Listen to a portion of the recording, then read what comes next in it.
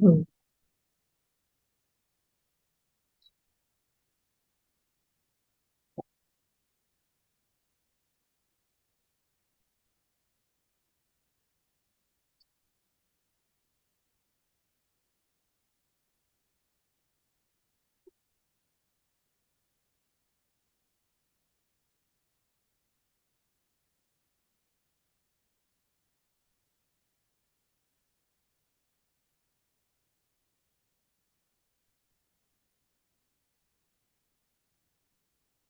স্বাগতম সবাইকে।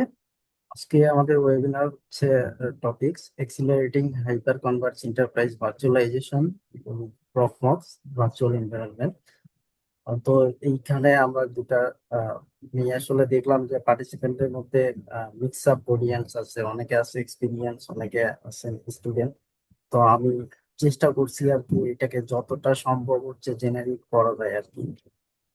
তো আমি মেহেদি হাসান, আমি বর্তমানে হচ্ছে পার্মানেন্টলি কাজ করি হচ্ছে ঢাকা বিশ্ববিদ্যালয়ে। আহ, এখন আছি সিনিয়র সাইবার সিকিউরিটি অ্যানালিস্ট হিসেবে, কিন্তু আমার এরিয়া প্রায় 17 ইয়ার্স প্লাস, মোস্টলি হচ্ছে ইনফ্রাস্ট্রাকচার, সার্ভার অ্যাডমিনিস্ট্রেশন, ক্লাউড এগুলো নিয়ে। আর ওপেন সোর্সের উপরে যেহেতু আমি আমার কেরিয়ার শুরু করছি অ্যাজ এ লিনাক্স এডমিন, তো ওপেন সোর্স টুল গুলো নিয়ে আমার একটা আলাদা আগ্রহ আছে, যার কারণে আমি এগুলো নিয়ে একটু বেশি ফোকাস করি। পাশাপাশি হচ্ছে আমার কমিউনিটির সাথেও একটা ভালো কানেকশন আছে, আমি চেষ্টা করি যতটুকু জানি ওইটা হচ্ছে বিভিন্ন ফোরামে শেয়ার করার জন্য। গত কয়েক বছরে আমি হচ্ছে একাধিক প্ল্যাটফর্মে আমি বিভিন্ন টপিকস এর উপরে presentation, paper submission, training instructor হিসেবে কাজ করছি। তো প্রফমক্স এর সাথে আমার জার্নিটা আসলে অনেক পুরনো। আমি হচ্ছে 14-15 সালে থেকে হচ্ছে এটা সম্পর্কে জানি। তখন হচ্ছে এটা ব্যবহার করা হচ্ছে যে বিভিন্ন যে সার্ভার প্রোভাইডার আছে ওইখান থেকে সার্ভার নিয়ে ওইটাকে কিভাবে হচ্ছে ভার্চুয়ালাইজ করে হচ্ছে এই যে শেয়ার সিস্টেম। বেসিক্যালি ওই সময় হচ্ছে আমরা কন্টেইনার প্লাস হচ্ছে এই যে ছোট ছোট ভিএম করে এগুলো বিভিন্ন মানুষ মানে রিসেলিং এর জন্য এটা খুবই পপুলার ছিল আর কি। তো তারপরে ঢাকা ভার্সিটিতে আসার পরে আমি যেটা পাই যে এইখানে ইনফ্রাস্ট্রাকচার আসলে তেমন কোনো স্ট্যান্ডার্ড ইনফ্রাস্ট্রাকচার ছিল না, কোনো ক্লাস্টারিং নাই, সিঙ্গেল হোস্ট ভার্চুয়ালাইজেশন কিছু হইলেই সব ডাউন হয়ে যায়, এরকম একটা মানে ভালনারেবল সিচুয়েশন আর কি। তো ওইখান থেকে আমি হচ্ছে চেষ্টা করি যে এটা কিভাবে হচ্ছে স্ট্রাকচার করা যায়। তো প্রথমে যে প্রবলেম গুলো হচ্ছে ফেস করি যে কমার্শিয়াল সলিউশন গুলো হচ্ছে in the meantime price এত দাম পড়ছে যে যে আমাদের যেগুলো সার্ভার আছে তা সেগুলো সেল করলেও হয়তো সফটওয়্যার লাইসেন্সিং কস্ট উঠবে না, মানে লাইসেন্সিং কস্ট হচ্ছে হার্ডওয়্যার কস্টের চেয়ে বেশি হয়ে গেছে আমার কাছে। তো তখন হচ্ছে এইটা দিয়েই হচ্ছে শুরু করি। বাট এটা আর কি একটা হাই ওয়ার্কলোড ছিল আর কি, এর আগে যেগুলো করছি এগুলো তো হচ্ছে খুবই ছোট ছোট অ্যাপ্লিকেশন, ছোট ছোট কাস্টমার এরকম টাইপের। বাট এখানে আমাদের প্রায় 50,000 প্লাস হচ্ছে আমাদের ইউজার আছে। তার মধ্যে 40,000 প্লাস হচ্ছে স্টুডেন্ট আছে যারা হচ্ছে বিভিন্ন সার্ভিস বিভিন্ন সময় হচ্ছে ব্যবহার করে আর কি। সো এই লেভেলের একটা ওয়ার্কলোড আমাদের হচ্ছে সামাল দিতে হয়। তো তারপরে হচ্ছে এটা দিয়ে হচ্ছে শুরু করি এবং শেষ পর্যন্ত হচ্ছে লাস্ট কাপল অফ ইয়ার্স খুব ভালোভাবে আমি এটা হচ্ছে আহ, মানে একদম ডিজাইনিং প্ল্যানিং এবং ফুল ওয়ার্কফ্লো ট্রান্সফরমেশন থেকে শুরু করে 2-3 বছর প্রোডাকশন আমরা চালাচ্ছি, কোনো রকম বড় ধরনের কোনো ডিজাস্টার এখনো হয় নাই আর কি। তো শেষ এটা আমাদের হচ্ছে প্রফমক্স থেকে ওইটাকে ফিচার করা হয়েছে কিছুদিন আগে। আজকে হচ্ছে যে টপিক গুলো নিয়ে আলোচনা করব মেইনলি হচ্ছে এটা মোস্টলি হচ্ছে আমার এক্সপিরিয়েন্স থেকে যে যে জিনিসগুলো হচ্ছে জানা দরকার, পাশাপাশি হচ্ছে কিভাবে হচ্ছে চিন্তা করা দরকার, কিভাবে হচ্ছে আহ, আপনার প্ল্যানিং ডিজাইন থেকে শুরু করে, কারণ একটা জিনিস ইমপ্লিমেন্ট করা খুবই সহজ, কনফিগারেশন এগুলো এখন হচ্ছে আমার চেয়ে ভালো ভালো কনফিগারেশন আপনি ইন্টারনেটে সার্চ দিলে পাবেন। বাট আমার কাছে যেটা সবচেয়ে বেশি ইম্পর্টেন্ট মনে হয় যে হচ্ছে প্ল্যানিং এন্ড ডিজাইন এবং সেই অনুযায়ী হচ্ছে হার্ডওয়্যার প্রকিউরমেন্ট। এগুলো যদি ঠিক না থাকে আপনাদের যেটা হবে যে আপনারা কনফিগার করবেন সবকিছু করবেন, কিন্তু যখন হচ্ছে একটা জায়গায় আটকায় যাবেন তখন এগুলো নিয়ে হচ্ছে প্রবলেম করবেন। তো আমি প্রথমেই হচ্ছে এই আমাদের 2026 সালে এসে বর্তমানে যে আমরা চ্যালেঞ্জ গুলো ফেস করতেছি এন্টারপ্রাইজ আইটিতে, নাম্বার ওয়ান হচ্ছে যে হাই লাইসেন্সিং কস্ট। কারণ ভিএমআর এ একটা সময় ছিল হচ্ছে পারপেচুয়াল লাইসেন্স, মানে হচ্ছে সার্ভারের সঙ্গে লাইসেন্স একবার নিলে এটা হয়ে যেত। সাপোর্ট সার্ভিস আমি নিলে রিনিউ করতাম, না নিলে কিন্তু আমার হচ্ছে ওইটা মানে সফটওয়্যার আপডেট থেকে শুরু করে হার্ডওয়্যারের কোনো বাইন্ডিং ছিল না। কিন্তু এই মডেল গুলো চেঞ্জ হয়ে গেছে, পাশাপাশি হচ্ছে যে এটা হিউজ জাম্প করছে প্রাইসিংটা। আমি যেটা কিছুক্ষণ আগে বললাম যে আপনি যে টাকা দিয়ে হচ্ছে হার্ডওয়্যার কিনবেন, একটা হার্ডওয়্যার তো একবার কেনার পরে অ্যাটলিস্ট 5 বছর ইজিলি ইউজ করা যায়। ভালো ইনভারনমেন্ট, স্ট্যান্ডার্ড ইনভারনমেন্ট রাখলে এটা কিছু জিনিস আপডেট করলে, মেইনলি হচ্ছে ধরেন মেমোরি, র্যাম যেটা, এগুলো হচ্ছে টাইম টু টাইম আপডেট করলে 10 বছর পর্যন্ত ব্যবহার করা যায়। কিন্তু 10 বছর পর্যন্ত আপনি একবার ইনভেস্ট করে ব্যবহার করতে পারতেছেন, বাট এটা চালানোর জন্য যেটা দরকার ইনফ্রাস্ট্রাকচার সফটওয়্যার, মেনলি যে ভার্চুয়ালাইজেশন, আদার্স যেসব সফটওয়্যার লাগে, এগুলো লাইসেন্সিং কস্ট এখন হচ্ছে এত পরিমাণ হয়েছে যে এগুলো সার্ভারের দাম হচ্ছে বেশি হয়ে গেছে, এবং এটা ইয়ারলি হচ্ছে আপনাকে রিনিউ করতে হবে এরকম হয়ে গেছে। তারপরে এখানে ভেন্ডর লকিং এর একটা ব্যাপার আসে যে মানে আপনার এক্সিস্টিং একটা ইনফ্রাস্ট্রাকচার আছে, বড় ধরো ইনফ্রাস্ট্রাকচার আপনি মেনটেন করতেছেন, এখন হঠাৎ করে এটা লাইসেন্সিং মডেল চেঞ্জ হয়ে গেছে, প্রাইসিং ডাবল হয়ে গেছে। তো এখানে আপনি কিন্তু অলরেডি আপনার ওয়ার্কলোড আছে, সার্ভিস আছে, তো আপনি এখানে কিন্তু বাধ্য হচ্ছেন এটাকে কন্টিনিউ করার জন্য। তারপরে এই যে ইনফ্রাস্ট্রাকচার কমপ্লেক্সিটি, এখানে যেটা হয় যে আমরা হচ্ছে তো আমাদের সবসময় হচ্ছে সার্ভিস প্রোভাইডাররা হচ্ছে বোঝানোর চেষ্টা করে যে তারা যত বেশি হচ্ছে সলিউশন আমাদেরকে হচ্ছে চাপাই দিতে পারে আর কি। কিন্তু যত বেশি হচ্ছে বক্স বাড়ে তত বেশি হচ্ছে মেইনটেনেন্স বার্ডেন মাঝে, পয়েন্ট অফ ফেইলার বাড়ে। তারপর হচ্ছে এটার জন্য আপনার যেরকম হচ্ছে ফিজিক্যাল স্পেস লাগে, পাওয়ার লাগে, কুলিং লাগে। কারণ এগুলো তো হচ্ছে ডেস্কটপ কম্পিউটারের মতো না যে ডেস্কের নিচে ফালাই রাখলাম হয়ে গেল। এটার জন্য পর্যাপ্ত পরিমাণ স্পেস অ্যালোকেট করতে হয়, স্পেস অ্যালোকেট করলে পর্যাপ্ত পরিমাণ পাওয়ার অ্যালোকেট করতে হয়, সেটা কুলিং ইনশিওর করতে হয়।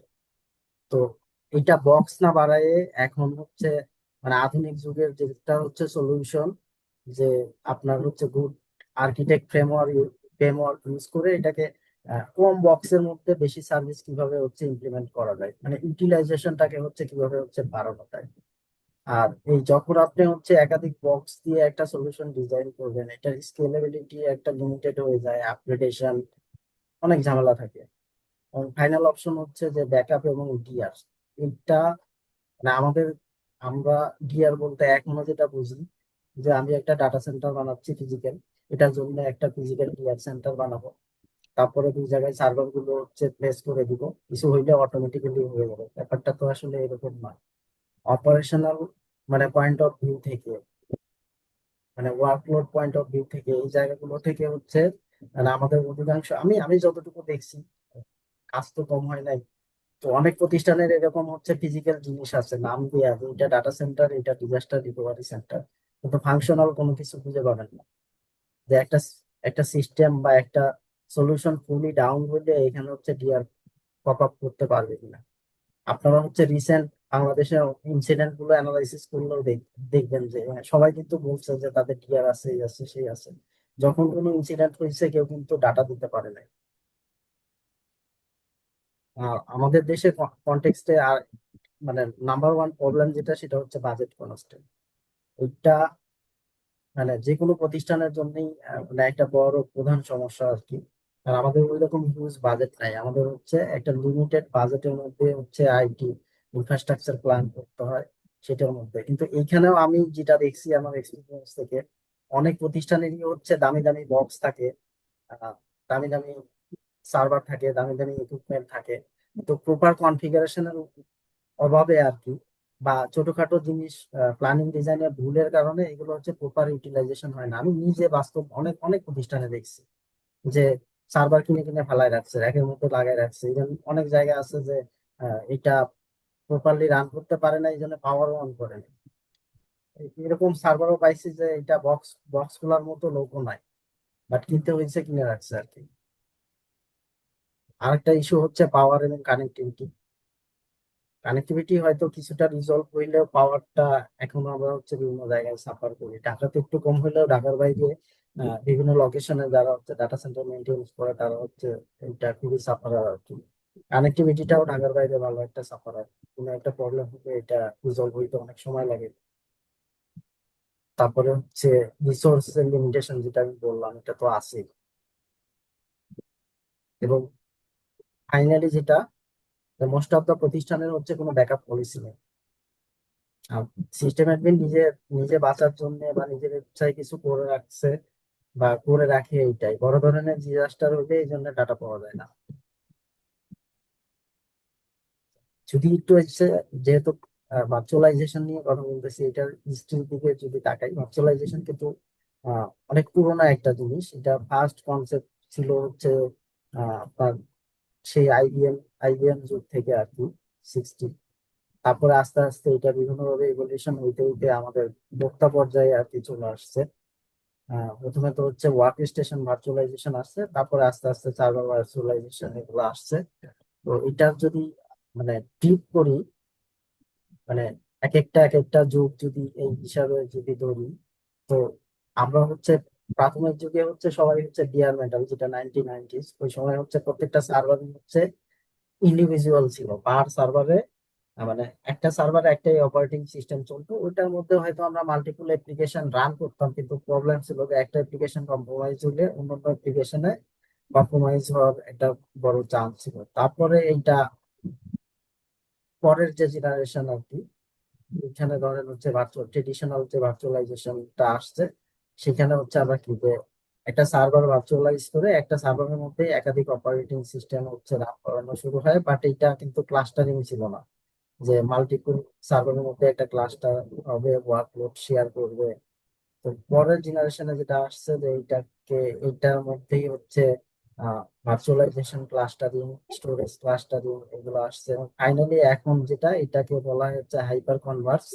এটা আমি আরো ডিটেইলিং এর পরের স্লাইডে ডিসকাস করবো। এখানে যেমন হচ্ছে স্টোরেজ, নেটওয়ার্ক, কম্পিউটিং এগুলো একদম কম্বাইন্ড করে ফেলছে। মানে সবকিছু হচ্ছে সফটওয়্যার ম্যানেজার কি, ব্যাকএন্ডে হার্ডওয়্যার থাকে, বাট হার্ডওয়্যার লেয়ারে হচ্ছে কাজ কম আর কি। সো এটার বেনিফিট আমরা মোটামুটি সবাই জানি, যে আগে যেখানে হতো যে ওয়ার্কলোড গুলো, যেমন একটা সার্ভারে যদি একটাই ওয়েস চলে, একটাই সার্ভিস কি হয়, এখানে দেখা যায় যে ওই সার্ভিস গুলো হয়তো ওয়ার্কলোড 5 থেকে 10%, ম্যাক্সিমাম 15%। সো বাকি ওয়ার্কলোড হচ্ছে পড়ে থাকতো। এবং ডে বাই ডে সার্ভারের ক্যাপাসিটি অনেক বাড়ছে। যে একটা আমি তো যে বললাম যে বক্স না বাড়াইয়ে সিঙ্গেল বক্সের ক্যাপাসিটি বাড়ানোটা হচ্ছে ওয়াইজ। কারণ আগে একটা সার্ভারের র্যাম ক্যাপাসিটি যা ছিল, এখন হচ্ছে এটা টেরাবাইটে চলে গেছে। সিপিইউ কোর আগের থেকে এখন হচ্ছে কয়েক গুণ হচ্ছে জাম্প করছে, মানে কয়েকশো কোরের সিপিইউ আমরা এখন হচ্ছে দেখতে পাই। পাশাপাশি অন্যান্য ক্যাপাসিটি, নেটওয়ার্ক ক্যাপাসিটি এগুলো হচ্ছে বাড়ছে। তো এটার জন্য হচ্ছে মানে, তারপরে যে ক্লাস্টারিং অন্যান্য যেসব বললাম আর কি। তো এখানে কোর কম্পোনেন্ট যে জিনিসগুলো আমাদের জানা দরকার, এক নম্বর হচ্ছে হাইপারভাইজার। হাইপারভাইজার হচ্ছে যেটা আর কি হার্ডওয়্যার লেয়ারটাকে ম্যানেজ করতেছে এবং আমাদেরকে একটা ইন্টারফেস প্রোভাইড করে, যেটা দিয়ে আমরা হচ্ছে অপারেটিং সিস্টেম ডিপ্লয়মেন্ট থেকে আদার্স অপারেশন ম্যানেজ করতে পারি। সেকেন্ড হচ্ছে গেস্ট ওএস। গেস্ট ওএস বলতে এখানে যে ভিএম গুলো রান করে, এইগুলোই হচ্ছে গেস্ট। আর হোস্ট হচ্ছে সার্ভার গুলো, ফিজিক্যাল সার্ভার গুলো আসলে হচ্ছে হোস্ট। এবং ভার্চুয়াল মেশিন একটা কনসেপ্ট, মানে প্রত্যেকটা প্রত্যেকটা হচ্ছে এই যে গেস্ট ওএসই একটা ভার্চুয়াল মেশিন বা কন্টেনারের মধ্যে হচ্ছে রান করে। তো এটার বেনিফিট গুলো যদি আমরা একটু দেখি, যে মাল্টিপল অপারেটিং সিস্টেম একটা সিঙ্গেল ফিজিক্যাল সার্ভার উপরে রান করতে পারতেছি। ইউটিলাইজেশন এটা হচ্ছে বাড়ছে, কারণ আমার হচ্ছে আহ, মানে যতক্ষণ পর্যন্ত আমি দেখতে পারতেছি, কারণ আমি তো এইখানে হচ্ছে ভিজুয়ালাইজ করতে পারি, যে মনিটর করতে পারি যে আমার সিপি ইউটিলাইজেশন কত, মেমোরি ইউটিলাইজেশন কত, সেই অনুযায়ী আমি কিন্তু হচ্ছে ওয়ার্কলোড বাড়াইতে পারি।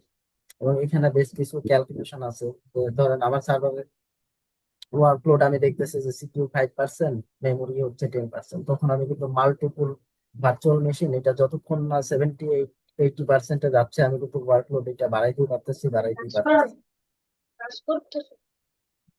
চাপটা একটু মিউট রাখেন সবাই, হ্যাঁ। আরেকটা ইম্পর্টেন্ট যেটা, যেহেতু মাল্টিপল সার্ভিসের জন্য মাল্টিপল ভার্চুয়াল মেশিন হচ্ছে, তো একটা সার্ভিসের সাথে আরেকটা সার্ভিস কিন্তু আইসোলেটেড থাকতেছে। তারপরে প্রভিশনিং, যেটা যেমন একটা ফিজিক্যাল সার্ভার রেডি করতে যে সময় লাগে, ভার্চুয়াল সার্ভার, কারণ এগুলো টেমপ্লেট করা থাকে, টেমপ্লেট থেকে ডিপ্লয় দিলে সর্বোচ্চ 5 মিনিটে আমরা হচ্ছে ই করতে পারি। তারপরে লাইভ মাইগ্রেশন হচ্ছে যে আমার যদি একটা ক্লাস্টার ইনভলভমেন্ট থাকে, তো এখানে আমি হচ্ছে ওয়ার্কলোড গুলো হচ্ছে মানে কোনো কিছু ডাউন না করে, তো আমি বেশ কিছু আপডেট করছি যে দেখা গেছে যে আমার সার্ভারের হচ্ছে নেটওয়ার্ক আপগ্রেড হয়েছে, অপারেটিং সিস্টেমের ডিস্ক হার্ড ডিস্ক পর্যন্ত আপগ্রেড হয়েছে, টোটাল স্টোরেজ আপগ্রেড হয়েছে, but not a single system আমাকে হচ্ছে মানে সলিউশন আমাকে ডাউন করতে হয় না, ওয়ার্কলোড ডাউন করতে হয় না। আমি যখন যে সার্ভার নিয়ে কাজ করি ওই সার্ভারটাকে আমি হচ্ছে ডাউন করতেছি, ওইটার ওয়ার্কলোড অন্যগুলোর মধ্যে ডিস্ট্রিবিউট করে দিচ্ছি। তারপরে এইটার পুরো মেনটেনেন্স শেষ করে এডিশনাল আপগ্রেডেশন, এটা হার্ডওয়্যার থেকে শুরু করে সফটওয়্যার লেভেলে যা করার করতেছি, আবার এটাকে সেম ক্লাস্টারে হচ্ছে মেম্বার করে দিচ্ছি। তো এই এই যে ফ্লেক্সিবিলিটি গুলো, এটা কিন্তু হচ্ছে ভার্চুয়ালাইজেশন ছাড়া হচ্ছে পসিবল না আর কি। তারপরে হচ্ছে এটা যে কোনো মুহূর্তের এটা অবস্থানকে হচ্ছে এই যে এটা যেটা হচ্ছে স্ন্যাপশট বলে, এটা নিয়ে রাখা যায় আর কি, যে যে কোনো সময় যে কোনো জায়গায় খুব সহজে হচ্ছে রোল ব্যাক করা যায় আর কি। আর এগুলো হচ্ছে মোস্টলি হচ্ছে হার্ডওয়্যার ইন্ডিপেন্ডেন্স, মানে আমাকে যে এই কোম্পানির হার্ডওয়্যার নিতে হবে না, এটা একটা সময় ছিল কিন্তু ওই যে আগের যুগে এটা ছিল যে একটা অপারেটিং সিস্টেম চালাইতে গেলে ওই ওই কোম্পানির হচ্ছে হার্ডওয়্যার নিতে হবে, বা একটা সলিউশন চালাইতে গেলে তাদের কাছ থেকেই হচ্ছে নিতে হবে, হার্ডওয়্যার নিতে হবে। এখন কিন্তু মোটামুটি সব সলিউশনই হচ্ছে হার্ডওয়্যার ইন্ডিপেন্ডেন্স। তো এটারই আবার হচ্ছে মানে কয়েকগুলো হচ্ছে টাইপ থাকে। মেইন হচ্ছে দুইটা টাইপ আর কি। টাইপ ওয়ান এটা হচ্ছে বেয়ার মেটাল, যেটা হচ্ছে এন্টারপ্রাইজে ইউজ করা হয়, মানে যেখানে হচ্ছে সার্ভার ভার্চুয়ালাইজেশন এর জন্য কাজ করা হয়।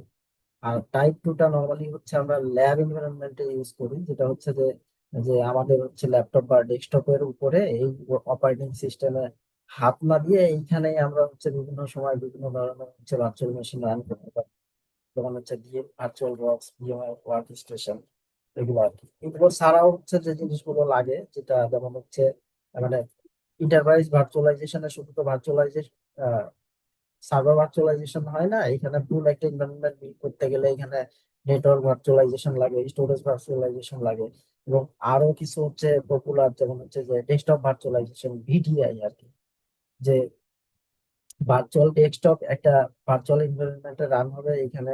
আহ এই যে যেমন মাইক্রোসফট রিমোট ডেস্কটপ প্রোটোকল বা হচ্ছে যে অ্যাপাসি, গুয়াকামল, এগুলো ইউজ করে এগুলোকে হচ্ছে অ্যাক্সেস করা। আর নেটওয়ার্ক লেভেলে এটা এন্টারপ্রাইজের ক্ষেত্রে লাগে আর কি। নট অনলি না, এটা ডেস্কটপ ভার্চুয়ালাইজেশনের ক্ষেত্রেও হচ্ছে কিন্তু নেটওয়ার্ক ভার্চুয়ালাইজেশন কম্পোনেন্ট আছে আর কি, বাট এগুলো হচ্ছে ইনবিল্ট থাকে আমাদের কিন্তু এন্টারপ্রাইজের ক্ষেত্রে আমরা এটাকে আরো এই যে সফটওয়্যার ডিফাইন্ড নেটওয়ার্ক, ডিএক্সল্যান, ওপেন ভিসুইস, এগুলো ইউজ করে এটাকে আরো হচ্ছে ব্রড স্কেলে ব্যবহার করতে পারি। সেম স্টোরেজের ক্ষেত্রেও সেম, যে আমার শুধু হচ্ছে কম্পিউট তো প্রয়োজন না, কম্পিউট মানে প্রসেস করার পরে ডাটা স্টোর করার জন্য স্টোরেজ একটা ইম্পর্টেন্ট পার্ট আর কি। তো আমি ধরেন সার্ভারের ক্ষেত্রে ক্লাস্টার চিন্তা করতেছি, তো সেম ভাবে তো আমার হচ্ছে স্টোরেজের হাই রেলিয়াবিলিটি দরকার। এখন আমি ধরেন হচ্ছে সার্ভার নিয়েছি 3টা বা 5টা নিয়ে একটা ক্লাস্টার বানাইছি, ওয়ার্কলোড শেয়ার করে। এখন যদি আমার স্টোরেজ ডিভাইস যদি একটা হয়, তো ওইটা ডাউন হলে কি হবে? তো এইখানে হচ্ছে ভার্চুয়ালাইজেশন আসছে। আবার অ্যাপ্লিকেশনের জন্য কিছু ভার্চুয়ালাইজেশন আছে, এটা হচ্ছে একটা অ্যাপ্লিকেশনকেই হচ্ছে ভার্চুয়ালাইজ করে ফেলা আর কি, মাল্টিপল ইনস্ট্যান্স সেম অ্যাপ্লিকেশনে। এইটা আরেকটা টেকনিক আছে, এটা হচ্ছে মানে যেটা হচ্ছে ওই ভার্চুয়ালাইজেশন সলিউশন গুলো হচ্ছে ইউজ করে। তো প্রথম যুগের যে গুলো ছিল হচ্ছে যে ফুল ভার্চুয়ালাইজেশন। সো ফুল ভার্চুয়ালাইজেশনের ক্ষেত্রে যেটা হয় যে এখানে হচ্ছে হার্ডওয়্যারের উপরে যে ওভারহেডটা পড়ে, যে কমপ্লিটলি হচ্ছে এটা হচ্ছে আলাদা। তো পরে যেটা আসছে সেটা হচ্ছে যে প্যারা ভার্চুয়ালাইজেশন, এখানে হচ্ছে ওএস গুলো একটু মডিফাইড হতে হয়। আহ, যেখানে হচ্ছে সিপিইউ এগুলো একটু কম পড়ে, ওভারহেড এটা এগুলো কম হয়, যে আপনার প্যারালালি হচ্ছে এগুলোকে অ্যাক্সেস করতে পারে। এরপরে যেটা আসছে সেটা হচ্ছে যে হার্ডওয়্যার অ্যাসিস্টেড, এটা এখন হচ্ছে খুবই পপুলার মডার্ন ভার্চুয়ালাইজেশন। যে সফটওয়্যার গুলো আছে তারা এইটাই ব্যবহার করে। এখানে হচ্ছে একদম হার্ডওয়্যারের ভিতর থেকে এর হচ্ছে একটা সাপোর্ট থাকে। আমরা হচ্ছে জানি ইন্টেলের ক্ষেত্রে হচ্ছে ওই যে ভার্চুয়ালাইজেশন টেকনোলজি এমডিভি বলে, সেক্ষেত্রে তো এইগুলো দিয়ে হচ্ছে করা যায়। আর একটা হচ্ছে এটা এটা মোস্টলি হচ্ছে এই যে কেভিএম এ ইউজ করা হয়। এখানে হচ্ছে মানে কিছু হচ্ছে যে মডিউল থাকে, পার্টস মডিউল। এই মডিউল গুলো হচ্ছে সরাসরি হচ্ছে কার্নেল মডিউল, মেইনলি এগুলো কার্নেল মডিউল গুলো দিয়ে সরাসরি হচ্ছে হার্ডওয়্যার গুলোকে অ্যাক্সেস করতে পারে, বাট পারফরমেন্স হচ্ছে ঠিক রেখে আর কি। So, এই তিনটা যদি হচ্ছে আমরা দেখি যে লাস্টের দুটাই যে হার্ডওয়্যার সিস্টেম, এগুলো হচ্ছে। আর কন্টেইনার এগুলো হচ্ছে যে এটা ফুল ভার্চুয়ালাইজেশন। আমরা পরের স্লাইডে আমরা হচ্ছে দেখতে পারবো ভার্চুয়ালাইজেশন এবং কন্টেইনারের মধ্যে মানে ভিএম এবং কন্টেইনারের পার্থক্য। ক্লাউড কম্পিউটিং এবং ভার্চুয়ালাইজেশনের পার্থক্য যদি ডিসকাস করতে যাই, ক্লাউড কম্পিউটিং হচ্ছে একটা বিশাল জগৎ আর কি। ভার্চুয়ালাইজেশন হচ্ছে ক্লাউড কম্পিউটিং এর একটা ছোট্ট কম্পোনেন্ট। আমরা যদি মানে একটু বলি যে সকল ক্লাউড ক্লাউড কম্পিউটিং এর মধ্যেই হচ্ছে ভার্চুয়ালাইজেশন আছে, বাট ভার্চুয়ালাইজেশনের মধ্যে ক্লাউড কম্পিউটিং এর কিছু কিছু ফিচার আছে, বাট এটা হচ্ছে cloud. But cloud cloud computing এর মধ্যে ভার্চুয়ালাইজেশন এটা একটা অপরিহার্য কম্পোনেন্ট, কারণ ক্লাউডের জন্মই হয়েছে কম্পিউটিং সার্ভিস দিয়ে। এখন সে হচ্ছে মানে লিমিটলেস তার সার্ভিস হয়ে গেছে, বিভিন্ন ধরনের হচ্ছে সার্ভিস হয়ে গেছে। কিন্তু দিন শেষে সার্ভিস গুলো হচ্ছে কোনো না কোনো ভার্চুয়ালাইজ প্ল্যাটফর্মের উপরেই কিন্তু হচ্ছে রান করে। সেটা হয়তো কাস্টমার ম্যানেজ করে না। এটা যদি হচ্ছে আমরা একটু দেখি, এই যে কন্ট্রোলটা দেখি, এখানে দেখবো যে ভার্চুয়ালাইজেশনে হচ্ছে, কারণ এটা হচ্ছে অ্যাডমিন নিজে ম্যানেজ করে, এটা হচ্ছে একটা সিঙ্গেল প্রতিষ্ঠান। আর যখন ক্লাউড চিন্তা করি, একটা হচ্ছে ব্রড, মানে এটা যদি প্রাইভেট ক্লাউডও হয়, এটা হচ্ছে ইউজার বেসটা কিন্তু যেমন আমার, আপনি একটা চিন্তা করেন যে একটা প্রতিষ্ঠানের হচ্ছে ডাটা সেন্টারে আমাদের যে সার্ভিস গুলো হচ্ছে চলে, এটা আমরা কিন্তু হচ্ছে শুধু আইটি পিপুলকেই অ্যাক্সেস। বাট একটা প্রাইভেট ক্লাউডও যদি হয়, তখন আমরা কি আমাদের ইউজার গুলোকে অ্যাক্সেস দিব যে তোমার যা সার্ভিস লাগে, এই যে তোমার পোর্টাল, তুমি লগ ইন করো, তোমার মতো করে তুমি হচ্ছে ই করো না। বাট ক্লাউড কম্পিউটিং এর মধ্যে ভার্চুয়ালাইজেশন একটা অপরিহার্য কম্পোনেন্ট, কারণ ওর হচ্ছে যে সার্ভিসই বলেন, যে ফিচার গুলো বলেন, এটা ঘুরে ফিরে যখন রান হইতে যায়, এটা কোনো না কোনো হচ্ছে এই ভার্চুয়ালাইজেশনের উপরেই হচ্ছে রান করে। স্পেসিফিক কিছু সার্ভিস বাদ দিলে মোস্টলি হচ্ছে ভার্চুয়ালাইজেশনের উপরেই হচ্ছে রান করে। বাট সেটা হচ্ছে কাস্টমার থেকে হচ্ছে আলাদা করা, এটা ওরা ম্যানেজ করে আর কি। যে এইটা ভিএম এবং কন্টেইনার তখন যেটা বলতেছিলাম। সো এখানে দেখেন যে এই পাশেরটা হচ্ছে ভার্চুয়াল মেশিন, এখানে এটা হার্ডওয়্যার লেয়ার। হার্ডওয়্যার লেয়ারের মধ্যে কোনো একটা হাইপারভাইজার লাগবে, যে এই সিপিইউ, মেমোরি এবং ডিস্ক, এইগুলোর নেটওয়ার্ক, এগুলো হচ্ছে অ্যাক্সেস ইনশিওর করবে। অ্যাক্সেস ইনশিওর করবে। উপরের দিকে থাকবে হচ্ছে অপারেটিং সিস্টেম। বাট এইখানে কিন্তু পুরা দুইটা আলাদা। যেমন হচ্ছে হাইপারভাইজারের মধ্যে কার্নেল আছে, আবার এখানে যে গেস্ট অপারেটিং সিস্টেম রান করতেছে, এখানেও হচ্ছে কার্নেল আছে, এবং এই দুটা সেপারেট আলাদা আলাদা কার্নেল। শুধুমাত্র ভার্চুয়ালাইজেশনের জন্য যে মডিউল গুলো দরকার, এই গেস্ট অপারেটিং সিস্টেম এই মডিউল গুলোকে হচ্ছে অ্যাক্সেস করতে পারে। আর কন্টেইনারের ক্ষেত্রে যেটা, কন্টেইনার হচ্ছে যে এটা ফিজিক্যাল হার্ডওয়্যারও হইতে পারে, বা এটা এটা পাবলিক দিয়ে ভার্চুয়াল লিখে দিলে ভালো হতো, মিস হয়েছে কোনোভাবে। যে এইটার উপরে হচ্ছে মানে আলটিমেটলি হচ্ছে দেখেন এইখানে আহ, এটা ভার্চুয়ালাইজেশন লেয়ারও হইতে পারে, আবার হচ্ছে হোস্ট অপারেটিং সিস্টেমও হইতে পারে। এর উপরে হচ্ছে কন্টেইনার ইঞ্জিন রান করতেছে, তারপরে হচ্ছে অ্যাপ্লিকেশন। সো এটা নট নেসেসারি যে এটা ধরেন আমি এই যে এখানে একটা ভিএম নিলাম, ভিএম এর মধ্যেও কিন্তু কন্টেইনার রান করা যায়। এবং আমরা যদি হচ্ছে প্রোডাকশন ডিপ্লয়মেন্ট দেখি, মানে রিয়েল ওয়ার্ল্ড ডিপ্লয়মেন্ট গুলো দেখি, যে most of the container service হচ্ছে কোনো না কোনো ডাটা সেন্টারের ভার্চুয়াল মেশিনের মধ্যে রান করতেছে। ইভেন ওইখানে যদি কোনো অর্কেস্ট্রেশনও রান করা হয়, যেখানে হচ্ছে এই যে কন্টেইনার ক্লাস্টারিং, মানে ভার্চুয়াল ভিএম এর যেরকম ক্লাস্টারিং আছে, কন্টেইনারেরও হচ্ছে ক্লাস্টারিং আছে, যেটা অনেকটা সহজ আর কি, ওয়েস ক্লাস্টারিং আছে। সো ওই ক্লাস্টারিং গুলোও কিন্তু রান করতেছে মাল্টিপল ভার্চুয়াল মেশিন মিলে। সো প্রথমটা হচ্ছে কোনো না কোনো হার্ডওয়্যার লেয়ারে রান করবে। আর দ্বিতীয়টা হচ্ছে হার্ডওয়্যার, মানে হার্ডওয়্যার, ফিজিক্যাল হার্ডওয়্যার অথবা ভার্চুয়াল মেশিন, দুই জায়গাতেই এটা রান করানো সম্ভব কন্টেইনারটা। বাট এটার মূল যেটা হচ্ছে ভার্চুয়াল মেশিন হচ্ছে এটা ফুলি সেপারেট কার্নেল, আর এটা হচ্ছে শেয়ার্ড কার্নেল। এটা আহ, মানে রিকভারি টাইম আর কি, যদি রিস্টার্ট বলেন বা অন্য কিছু বলেন, একটা কন্টিনিউয়াস সেকেন্ডের মধ্যে হচ্ছে রান হয়ে যাবে। বাট হচ্ছে ভার্চুয়াল মেশিন এটা ডিপেন্ড কতগুলো সার্ভিস রান করতেছে তার উপরে আর কি। ওভারহেড যদি দেখি এটা ডেফিনেটলি হচ্ছে বেশি হবে, কারণ এখানে একদম ফুল একটা সিস্টেম এখানে হচ্ছে রান করতেছে আর কি। এখানে অপারেটিং সিস্টেম যদি দেখি, এখানে মাল্টিপল অপারেটিং সিস্টেম আমরা আলাদাভাবে দিতে পারবো। কন্টেইনার হচ্ছে ওইটা যেগুলো হচ্ছে এভিটেবল আর কি, সেগুলো রান করতে পারবো।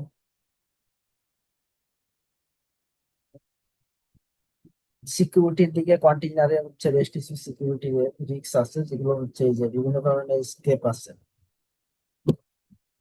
কার্নেল স্কেপ আছে, যেগুলো হচ্ছে মানে প্রপার কনফিগারেশন না থাকলে যদি কোনোভাবে হচ্ছে কন্টেইনার কম্প্রোমাইজ হয়, ওইখান থেকে হোস্ট মানে কন্টেইনারটা যার উপরে রান করতেছে সেইখানে হচ্ছে ই করা যায় আর কি। এগুলো হচ্ছে মেইনলি রান করে হচ্ছে বিভিন্ন ওয়েব অ্যাপ্লিকেশন, মাইক্রো সার্ভিসের জন্য এগুলো হচ্ছে বেশি পপুলার।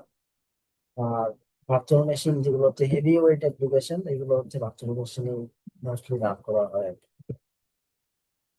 এবার আসি আমরা হচ্ছে মূল টপিকসে, মানে যেটা আজকে আজকে আমাদের ডিসকাশনের মূল টপিক, সেটা হচ্ছে প্রকমক্স। সো এটা হিস্ট্রিটা এটা 2004 সালে হচ্ছে শুরু হয়।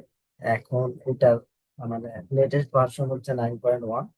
এটা বিভিন্ন সময়ে হচ্ছে আহ আমি যদি একটু বলি, এটা কিন্তু হচ্ছে নিজস্ব কোনো হচ্ছে মানে না, ভার্চুয়ালাইজেশন সলিউশন না। প্রকমক্স শুধুমাত্র হচ্ছে একটা অর্কেস্ট্রেশন। অর্কেস্ট্রেশন বলতে আমি যেটা বলতে চাচ্ছি, একটা ম্যানেজমেন্ট সফটওয়্যার। এটা অন্যান্য ভার্চুয়ালাইজেশন সলিউশনেরও আছে। সো প্রকমক্স এর যেটা হচ্ছে, ওর নিজের কোনো ভার্চুয়ালাইজেশন ইঞ্জিন নাই। ও যেটা করছে, মাল্টিপল ওপেন সোর্স সলিউশনকে অ্যাডাপ্ট করে একটা কমপ্লিট প্যাকেজ তৈরি করছে আর কি। এখানে যদি আমরা একটু দেখি, পরের স্লাইডে আরো ভালোভাবে দেখতে পারবো।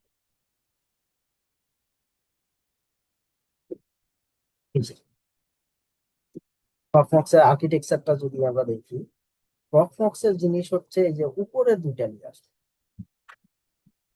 উপরে যে দুইটা লেয়ার, এই দুইটা লেয়ার শুধুমাত্র হচ্ছে প্রকমক্স এর। আর মেইন যে লেয়ার গুলো, হার্ডওয়্যার তো হার্ডওয়্যারই। এরপরে হচ্ছে ও হচ্ছে ডেবিয়ান যে অপারেটিং সিস্টেম আছে, লিনাক্স, মেইনলি লিনাক্স কার্নেল, এটার উপরে সে আলাদা আলাদা সলিউশন, সে সফটওয়্যার ডিফাইন্ড নেটওয়ার্কের জন্য আলাদা আলাদা ওপেন সোর্স সলিউশনকে অ্যাডাপ্ট করছে। তারপরে স্টোরেজের জন্য লিনাক্স, প্লাস হচ্ছে যেমন সেপের, সেপও একটা ওপেন সোর্স সলিউশন। তো মোস্টলি ওপেন সোর্স সলিউশন সে এখানে হচ্ছে অ্যাডাপ্ট করছে।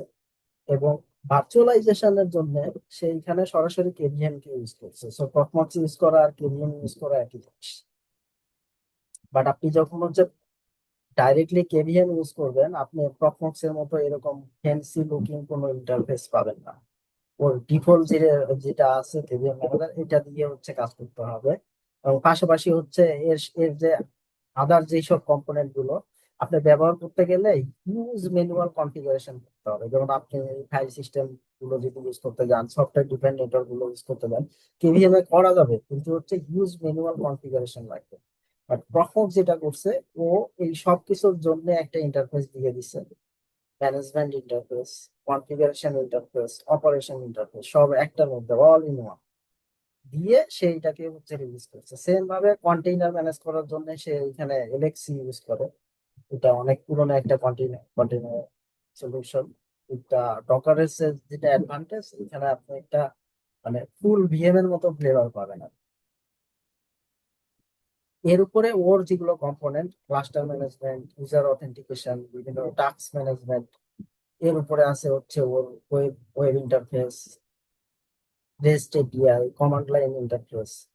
সো এগুলো দিয়ে সে একটা হচ্ছে সলিউশন হচ্ছে প্রোভাইড করছে। এবং আরো যেই সব যেমন হচ্ছে এই যে হাই অ্যাভেলেবিলিটি যে ফিচার গুলো, লাইভ মাইগ্রেশন, ক্লাস্টারিং, ব্যাকআপ, এইগুলো হচ্ছে প্রকমক্স এর মধ্যে পাবেন। সো ওর নিজের নিজের সলিউশন হচ্ছে এইগুলো, মানে সবই হচ্ছে আলাদা আলাদা প্রজেক্ট, সে হচ্ছে ইন্টিগ্রেট করে একটা সলিউশন সে হচ্ছে প্রোভাইড করতেছে। এই জন্য আরো যে সুবিধার জন্য আমি হচ্ছে এটাকে রিকমেন্ড করি। নাম্বার ওয়ান হচ্ছে কস্ট। কারণ হচ্ছে এটা সকল ফিচার মানে অনেক অনেক মানে ওপেন সোর্স সলিউশন আছে যেগুলো হচ্ছে থাকে, ফিচার্স বাউন্ডারি থাকে, যে আপনি দিবেন, দেওয়ার পরে আপনি হয়তো 10টার বেশি ভিএম বানাইতে পারবেন না।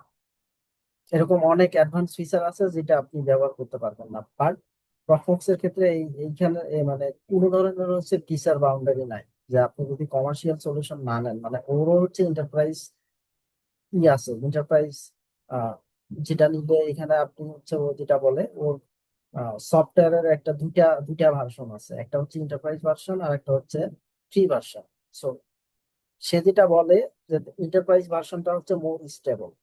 কারণ ফ্রি ভার্সনে যে বাগ গুলো থাকে, যে প্রবলেম গুলো থাকে, এটা সে ফিক্স করার পরে মানে হচ্ছে মোর স্টেবল ভার্সনটাই হচ্ছে এন্টারপ্রাইজ ভার্সন। এটা আমরা হচ্ছে লিনাক্স এর ক্ষেত্রে যেটা যে রেড হ্যাটে পাই, যে রেড হ্যাট যেটা রিলিজ করে এটা হচ্ছে সবচেয়ে স্টেবল এবং সবচেয়ে, এবং একটা জিনিস দেখবেন যে লেটেস্ট ভার্সনটা কিন্তু পাওয়া যায় না, কারণ লেটেস্ট ভার্সন গুলো সে হচ্ছে ফ্রিতে রিলিজ করে, সেইখানে আমরা যারা ফ্রিতে ব্যবহার করে বিভিন্ন প্রবলেম রিপোর্ট করার পরে সেটা ফিক্স হয়ে তারপরে হচ্ছে এন্টারপ্রাইজে আসে। এর মানে এই না যে ফ্রিতে যেটা পাওয়া যাচ্ছে সেটা হচ্ছে ব্যবহার করার মতো না। আমি দুর্গরিং এটা ব্যবহার করছি, ওই ধরনের কোনো ধরনের মানে প্রবলেম পাওয়া যায় না, যেটা ইভেন হচ্ছে যে উবুন্টুতেও আমি অনেক প্রবলেম পাইছি বিভিন্ন সময়, আমরা প্রক্সি স্টিল নাও আমি কোনো প্রবলেম পাইনি ফ্রি ভার্সন। এবং বললাম তো যে সকল ফিচার। সেকেন্ড হচ্ছে আহ, তার কম্পোনেন্ট গুলো আর কি। So, সে ভার্চুয়ালাইজেশন এবং কন্টেইনারের জন্য যে দুইটা ইঞ্জিন ইউজ করতে হচ্ছে, দুইটা ইঞ্জিনই হচ্ছে ওয়াইডলি ইউজ, মানে ওয়ার্ল্ড এর আমরা যদি হচ্ছে ক্লাউড প্রোভাইডার গুলো দেখি, most of the cloud provider হচ্ছে কেভিএম ইউজ করে ফর দ্য ভার্চুয়ালাইজেশন। তারা হয়তো তাদের অর্কেস্ট্রেশন মানে ম্যানেজমেন্ট ইঞ্জিন তাদের মতো করে বানায় নিছে, বাট মেইন যেটা দিয়ে হচ্ছে ওয়ার্কলোড চলে সেটা কিন্তু হচ্ছে কেভিএম। তারপর হচ্ছে যে এটা 100% হচ্ছে তার এপিআই কাভারেজ। তারপর হচ্ছে যে সফটওয়্যার ডিফাইন যে সলিউশন গুলো, সফটওয়্যার ডিফাইন নেটওয়ার্ক, স্টোরেজ, এটা প্ল্যাটফর্ম বলতে যেহেতু এই কেভিএম এবং এলএক্সি, এটা কোনো হচ্ছে হার্ডওয়্যার ডিপেন্ডেন্সি নাই, সকল আর্কিটেকচারের হার্ডওয়্যার চলে। এবং এটা যদি আমরা অন্যান্য কমার্শিয়াল সে সঙ্গে কম্পেয়ার করি, তাহলে হচ্ছে কোটি টাকার সলিউশন এখানে আপনি ফ্রিতে পাবেন।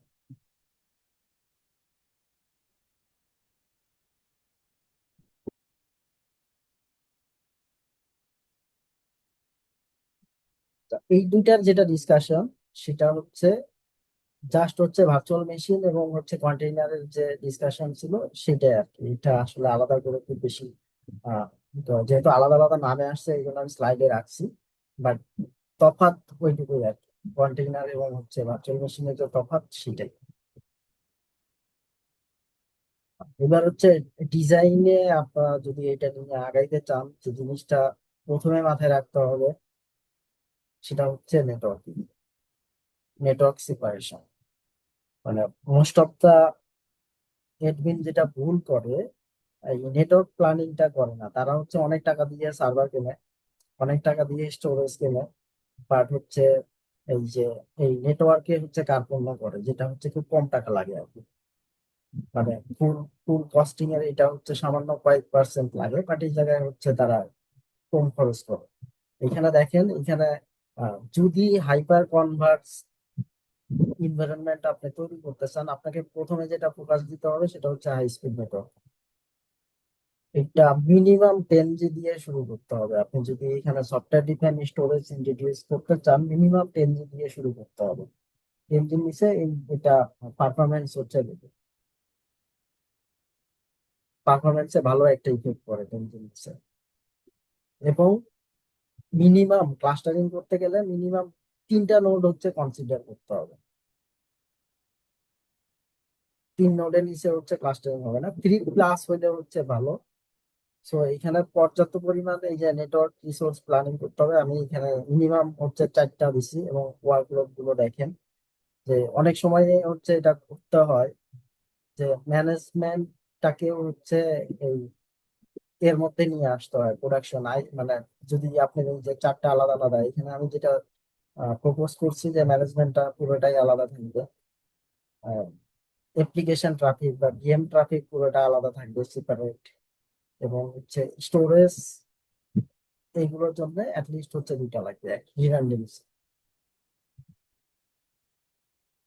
এবং এখানে কিন্তু কিছু হচ্ছে ক্রাইটেরিয়া দিয়ে দেওয়া আছে, এই যে মিনিমাম তিনটা নোড এটা প্রোগ্রামের জন্য লাগবেই, এবং হচ্ছে এই যে সেভ এবং ভিএম ট্রাফিক হচ্ছে মিক্স না করা, এবং যদি সম্ভব হয় এই তিনটা কিন্তু হচ্ছে লাইভের জন্য।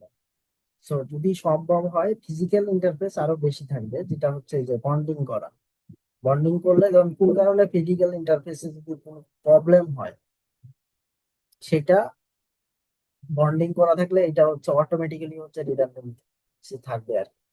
এখানে হচ্ছে এই যে সুইচ গুলো ওই ওই লেভেলের কনফিগারেশন সাপোর্ট করে এরকম সুইচ কনসিডার করতে হবে। তারপর হচ্ছে যে সুইচে আবার বন্ডিং সাপোর্ট করে, বেটার হয় যে যে মাল্টিপল সুইচের মধ্যে পোর্ট এগ্রিগেশন সাপোর্ট করে এরকম এরকম সুইচ হচ্ছে কনসিডার করা। ধরেন একটা সুইচ ধরাই দিল আর এটা প্ল্যান করে ফেললাম, এখানে আপনার একটা ডাটা সেন্টারের যে রিকোয়ারমেন্ট গুলো এগুলো মিট করে কিনা এরকম সুইচ হচ্ছে চুজ করতে হবে। এখানে এলএসসিপি সাপোর্ট করে কিনা, মাল্টিপল সুইচ মিলাই এর হচ্ছে পোর্ট এগ্রিগেশন সাপোর্ট। ধরেন আমার দুইটা ইথারনেট পোর্ট আমি হচ্ছে বন্ডিং করলাম, দুই সুইচে গেল ফর দ্য রিডান্ডেন্সি। এখন দুইটা সুইচের মধ্যে আবার ধরেন করা আছে, দুইটা সুইচের মধ্যে স্ট্যাক করা আছে। এখন এই যে মাল্টিপল সুইচে দুইটা পোর্ট যে বন্ডিং হলো, এটা সুইচের মধ্যে যদি প্রোটোকল সাপোর্ট না করে তাহলে আপনার এই বন্ডিং এর কোনো কাজ হলো না আর কি, লাভ হলো না।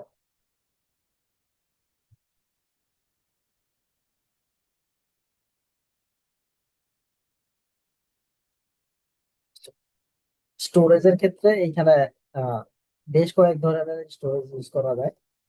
আপনি যদি হচ্ছে লোকাল স্টোরেজ ইউজ করতে চান সেখানে সবচেয়ে ভালো হচ্ছে জেএফএস। এটা বিল্ট ইন সফটওয়্যার রিড এবং স্ন্যাপশট ফাংশনালিটি আছে, এবং অটো রিকভারি অপশনটা আছে, এটা খুবই ভালো। তারপরে আরেকটা আছে হচ্ছে এলভিএম টিম, বাট এটা এগুলো শেয়ারিং এর প্রবলেম হচ্ছে এগুলো হচ্ছে সিনক্রোনাস রেপ্লিকেশন হয় না, অ্যাসিনক্রোনাস মানে ধরেন একটা ডাটা আপনার হচ্ছে রাইট হলো, এটা আরেকটা হোস্টে যে যাবে এটা যাওয়ার জন্য হচ্ছে কিছু সময় লাগে আর কি। তো এইখানে ফেইল ওভার মানে হাই অ্যাভেলেবিলিটি ফেইল ওভার এটা হচ্ছে এগুলোর উপরে কাজ করে না। ফেইল ওভার হাই অ্যাভেলেবিলিটি কাজ করার জন্য আপনার যে 2 নম্বর অপশনে আসতে হবে, সেটা হচ্ছে নেটওয়ার্ক শেয়ার স্টোরেজ। এটা এনএফএস টাইপ হইতে পারে, যেটা হচ্ছে ডেডিকেটেড এই ক্লাস্টারের বাইরে থেকে আপনাকে করতে হবে। তারপরে হচ্ছে যে আইএসকাজি, যেটা হচ্ছে স্টোরেজ এরিয়া নেটওয়ার্ক আর কি, যে স্যান স্যান ডিভাইস থেকে ওইটা আসলো। বাট আরেকটা হচ্ছে যে ডিস্ট্রিবিউটেড ক্লাস্টার ফাইল সিস্টেম, এই নেটওয়ার্ক বিষয়ে যাইতে হবে। আর সবচেয়ে রিকমেন্ড যেটা যেটা আমার আজকে হচ্ছে ইসের উদ্দেশ্য যেটা, যে এইচসিআই হাইপার কনভার্জ ইনফ্রাস্ট্রাকচার মানে সফটওয়্যার ডিফাইন। তো এখানে যেটা হবে সুবিধাটা হচ্ছে যে এইখানে সার্ভার গুলোর মধ্যে কম্পিউটেশনাল যেমন ক্লাস্টারিং হবে, সে সেম ভাবে একটা হচ্ছে স্টোরেজ এরিয়া ক্লাস্টার হবে, এবং প্রত্যেকটা ডাটা মাল্টিপল সার্ভারে গিয়ে রাইট হবে, এবং ডাটা লস হবে না। এবং কোনো কারণে একটা সার্ভার যদি হচ্ছে বসে যায় ইজিলি আরেকটা সার্ভার থেকে এটা টেক ওভার করবে, পাশাপাশি স্টোরেজটা হচ্ছে স্টিল অ্যাভেলেবল থাকবে। রেডির ক্ষেত্রে কি হয়, এটা সিঙ্গেল সার্ভারের উপরে আমরা হচ্ছে ডাটা হচ্ছে প্রোটেকশন দেয়। কিন্তু সফটওয়্যার ডিফাইন এই যে হাইপার কনভার্জ মডেলে এটা হচ্ছে মাল্টিপল সার্ভার নিয়ে হচ্ছে আপনাকে ডাটা রিডান্ডেন্সি হচ্ছে প্রোভাইড করবে। এটা আরো ডিটেইলে পরে পরে আমরা। আর নেটওয়ার্কে যেটা প্রবলেম, ধরুন এনএফএস এ যথেষ্ট হচ্ছে পারফরমেন্স ইস্যু আছে, রিডান্ডেন্সি ইস্যু আছে। আইএস কাজীতে সেটা মিটিগেট হলেও আইএস কাজীতে প্রবলেম হচ্ছে কস্টিং। কারণ এখানে আপনাকে একটা হিউজ অ্যামাউন্ট অফ মানি আলাদা স্পেশালাইজ স্টোরেজ ডিভাইসের উপরে খরচ করতে হবে। So, যে টাকা আপনি হচ্ছে এইটার পিছনে খরচ করবেন মানে স্যাম স্টোরেজের পিছনে খরচ করবেন, ওটা আপনার ক্লাস্টারে খরচ করলে same same amount of storage অনেক কম টাকায় হয়ে যাবে। এবং এটা পয়েন্ট অফ ফেইলিয়ার বেশি লাগবে, কারণ আপনার স্যান নিলে স্যান সুইচ লাগবে, সার্ভারের সাথে হচ্ছে স্যান পোর্ট লাগবে, এইচডিএ কার্ড লাগবে। এবং আপনি যদি হচ্ছে স্যান সুইচের রিডান্ডেন্সি চিন্তা করেন, তারপরে হচ্ছে যে স্টোরেজ সার্ভারের রিডান্ডেন্সি চিন্তা করবেন, এটা কয়েক গুণ কস্টিং বাড়াবে। তো সেই টাকাটা যদি হচ্ছে এই সিআই তে খরচ করা যায়, আপনি যদি এখানে 50 GB একটা প্ল্যান করেন, ওইটা সিস্টেম তৈরি করতে যে টাকা খরচ হবে, আমার মনে হয় এই সিআই তে সেম টাকা দিয়ে হচ্ছে 200 GB স্টোরেজ প্রভিশনিং করা যাবে, সেম পারফরমেন্স।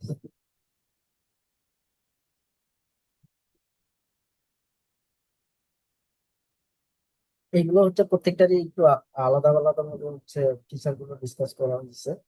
এটা হচ্ছে জেএফএস যেটা বলছিলাম, এখানে ফিচার গুলো হচ্ছে যেমন ওই যে কপি অন রাইট।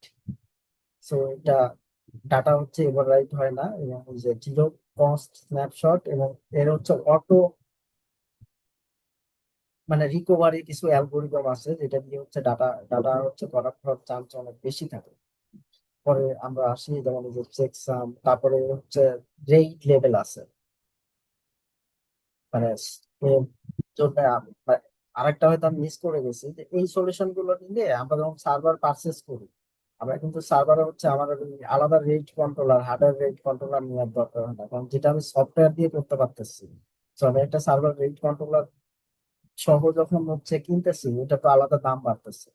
তো রেট কন্ট্রোলের টাকাটাও কিন্তু এখানে হচ্ছে সেভ হচ্ছে, এটা জেএফএস সাপোর্ট করে। আর সেপে তো সেপ সেপের প্রধান শর্তই হচ্ছে হার্ডওয়্যার রেট কন্ট্রোলার রাখা যাবে না, মানে আপনার সার্ভারের সাথে থাকতে পারে, ওইটা প্রথমে ডিসেবল করতে হয়।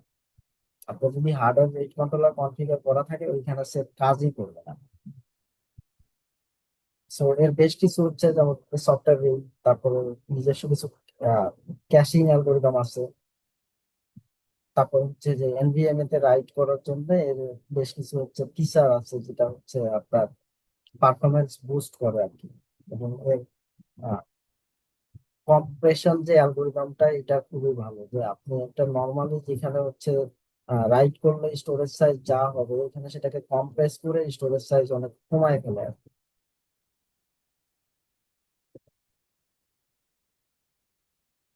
এবার হচ্ছে এই যে সেম, এটা অল্প স্বল্প বলছি, এবার আমি এটা নিয়ে ডিটেল ডিসকাস করবো।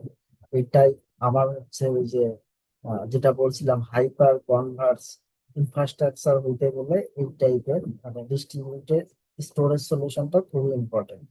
আর প্রফমক্সে এই সলিউশনটা প্রোভাইড করতেছে, যেটা সেটা হচ্ছে সেফ স্টোরেজ। এটা কমপ্লিটলি ওই যে কেভিএম এর মতো আলাদা একটা solution provide by Red Hat, এটাকে মেনটেন করে, বাট এটা একটা ওপেন সোর্স প্রজেক্ট আর কি। সো এখানে কোর কম্পোনেন্ট যেগুলো হচ্ছে মানে ব্লক স্টোরেজ যেটা, লাইক আইস কাজি, এটা এখানে বলা হচ্ছে এই যে আরবিডি, এটা একটা কম্পোনেন্ট। আর একটা হচ্ছে অবজেক্ট স্টোরেজ, এটা লাইক হচ্ছে যে এডাব্লিউএস এর S3 টাইপের, এখানে একটা কম্পোনেন্ট আছে, প্লাগইনস আছে, যেটা ইনেবল করলে এই স্টোরেজটাকে S3 এর মতো ব্যবহার করা যায়। আর একটা হচ্ছে এনএফএস টাইপের আর কি ফাইল সিস্টেম, এটাকে বলে সেফ ফাইল সিস্টেম। এটা সুবিধা যেটা, এটা আলাদাভাবে হচ্ছে কন্ট্রোলার দরকার হয় না, ডেডিকেটেড দিতে পারলে ভালো। বাট এটার যে ওয়ার্কলোড, এখন আমাদের সার্ভারের যে ক্যাপাসিটি, সার্ভারের ধরেন সিপিইউ পাওয়ার, মেমোরি পাওয়ার অনেক হাই। সো এটা যতটুকু ওয়ার্কলোড প্রয়োজন হয়, এটা সার্ভারের মধ্যেই হচ্ছে নিয়ে নেয়, আলাদাভাবে কন্ট্রোলার নোড দিতে হয় না। সেকেন্ডলি হচ্ছে no single point of filter. No single point of filter এই জন্য, কারণ হচ্ছে এইখানে আমার যতগুলো নোড থাকবে, সেফ নোড, প্রত্যেকটাই হচ্ছে সকল সার্ভিস হচ্ছে রান করতে পারে। এবং তারা তারা নিজের ক্লাস্টারের মধ্যে নিজেদের নিজেদের মধ্যে কন্টিনিউয়াসলি হচ্ছে কথাবার্তা চলে আর কি। সে কোনো প্রবলেম হইলে, ধরেন একজন হচ্ছে মাস্টার আছে, যেটা হচ্ছে আহ, এটা মেইন সার্ভিস, যেটা main service at a time মনিটরটা সকল নোডেই হচ্ছে রান করানো যায়। এবং ওই যে ম্যানেজার সার্ভিস যেটা, সেফ ম্যানেজার, সেফ ম্যানেজারটাও সকল নোডেই কনফিগার করা যায়, বাট হচ্ছে একটা অ্যাক্টিভ থাকে, বাকিগুলো স্ট্যান্ড বাই থাকে। কারণ কোনো কারণে অ্যাক্টিভ যদি ডাউন হয়ে যায়, মনিটরিং এ এটা সেকেন্ডের মধ্যেই হচ্ছে ধরা পড়ে। তো so তো সঙ্গে সঙ্গে হচ্ছে যেগুলো হচ্ছে স্ট্যান্ড বাই থাকে একটা না একটা টেক ওভার করে নেয়। আরেকটা যেটা সবচেয়ে বেশি, এটা আমি বহু ভাবে যতভাবে চেক করা যায় আমি চেক করে দেখছি। হার্ড ডিস্ক টান দিয়ে খুলে ফেলা, পাওয়ার কেবল খুলে ফেলা, নেটওয়ার্ক কেবল খুলে ফেলা, যত ধরনের হচ্ছে পিওসি করা যায় আমি এটা করে দেখছি যে এর সেলফ হিলিং দুর্দান্ত। প্রোডাকশনে তো কোনো হ্যাম্পার পরেই না। ধরেন আমার হচ্ছে 3টা সার্ভারের ক্লাস্টার আছে, একটা সার্ভারের পাওয়ার কেবল আমি তুম করে খুলে ফেললাম। খুলে ফেলার পরে যেগুলো হয় ওয়ার্কলোড গুলো ওই সেম সার্ভারে যদি রান করে, অন্য সার্ভার থেকে ইজিলি রান করতেছে। এবং বাকি 2টা সার্ভার, যেহেতু স্টোরেজ এরিয়া নেটওয়ার্ক, বাকি 2টা সার্ভার সেম ভাবে স্টোরেজ প্রোভাইড করবে আর দিতেছে। এবং এটা যদি ধরেন 1 ঘন্টা পরে আবার যখন এটা আপ করলাম, সো এই 1 ঘন্টায় তো অনেক ডাটা রিট্রাইট হয়ে গেছে বাকি 2টা স্টোরেজে। সো এটা অটোমেটিক্যালি হচ্ছে সে যেগুলো প্রবলেম ছিল ওগুলো হচ্ছে রিপেয়ার করবে এবং আপডেট ডাটা গুলো হচ্ছে রিসেন্ড করবে। এটা দুর্দান্ত একটা ফিচার। কারণ এই ফিচার আপনি রেইডে করে দেখেন, দেখেন 100% ফেল হয়। রেইডে রানিং রেইড 1 বা রেইড 5 2-3টা হাতে স্টান দিয়ে খুলে ফেলেন, একটা দুইটা খুলে ফেললেই দেখবেন যে হচ্ছে রেইড হয়ে গেছে। এবং ওইটা রিকভারি করতে অনেক ঝামেলা। বাট সেফের ক্ষেত্রে এটা দুর্দান্ত পারফরম্যান্স। এইখানে যে কম্পোনেন্ট গুলো হচ্ছে কাজ করে, এই যে এটা হচ্ছে ওএসডি, অবজেক্ট স্টোরেজ ডিস্ক। এটা আসলে এক একটা ফিজিক্যাল হার্ড ডিস্ক, মানে একটা ডিস্ককে ওএসডি তে কনভার্ট করে ফেলতে হয়। মনিটর একটা কম্পোনেন্ট, মনিটরের কাজ হচ্ছে পুরো ক্লাস্টার ম্যাপটাকে হচ্ছে মনিটর করা। এটা পুরানোর জন্য মিনিমাম হচ্ছে 3টা লাগে আর কি। ম্যানেজার যেটা বললাম, ম্যানেজারের কাজ হচ্ছে এই যে ম্যাট্রিক্স, ড্যাশবোর্ড, অর্কেস্ট্রেশন এগুলো করা। সেভ ফাইল সিস্টেমের জন্য মানে এনএফএস এর জন্য একটা সার্ভিস রান করতে হয়, সেটা হচ্ছে এমডিএস। আর এটা আর জিডাব্লিউ হচ্ছে রাডোস গেটওয়ে। এটা হচ্ছে S3 কম্পাইটেবল বা সুইট কম্পাইটেবল কোন storage API base object storage provide করার জন্য এই কম্পোনেন্টটা হচ্ছে লাগে।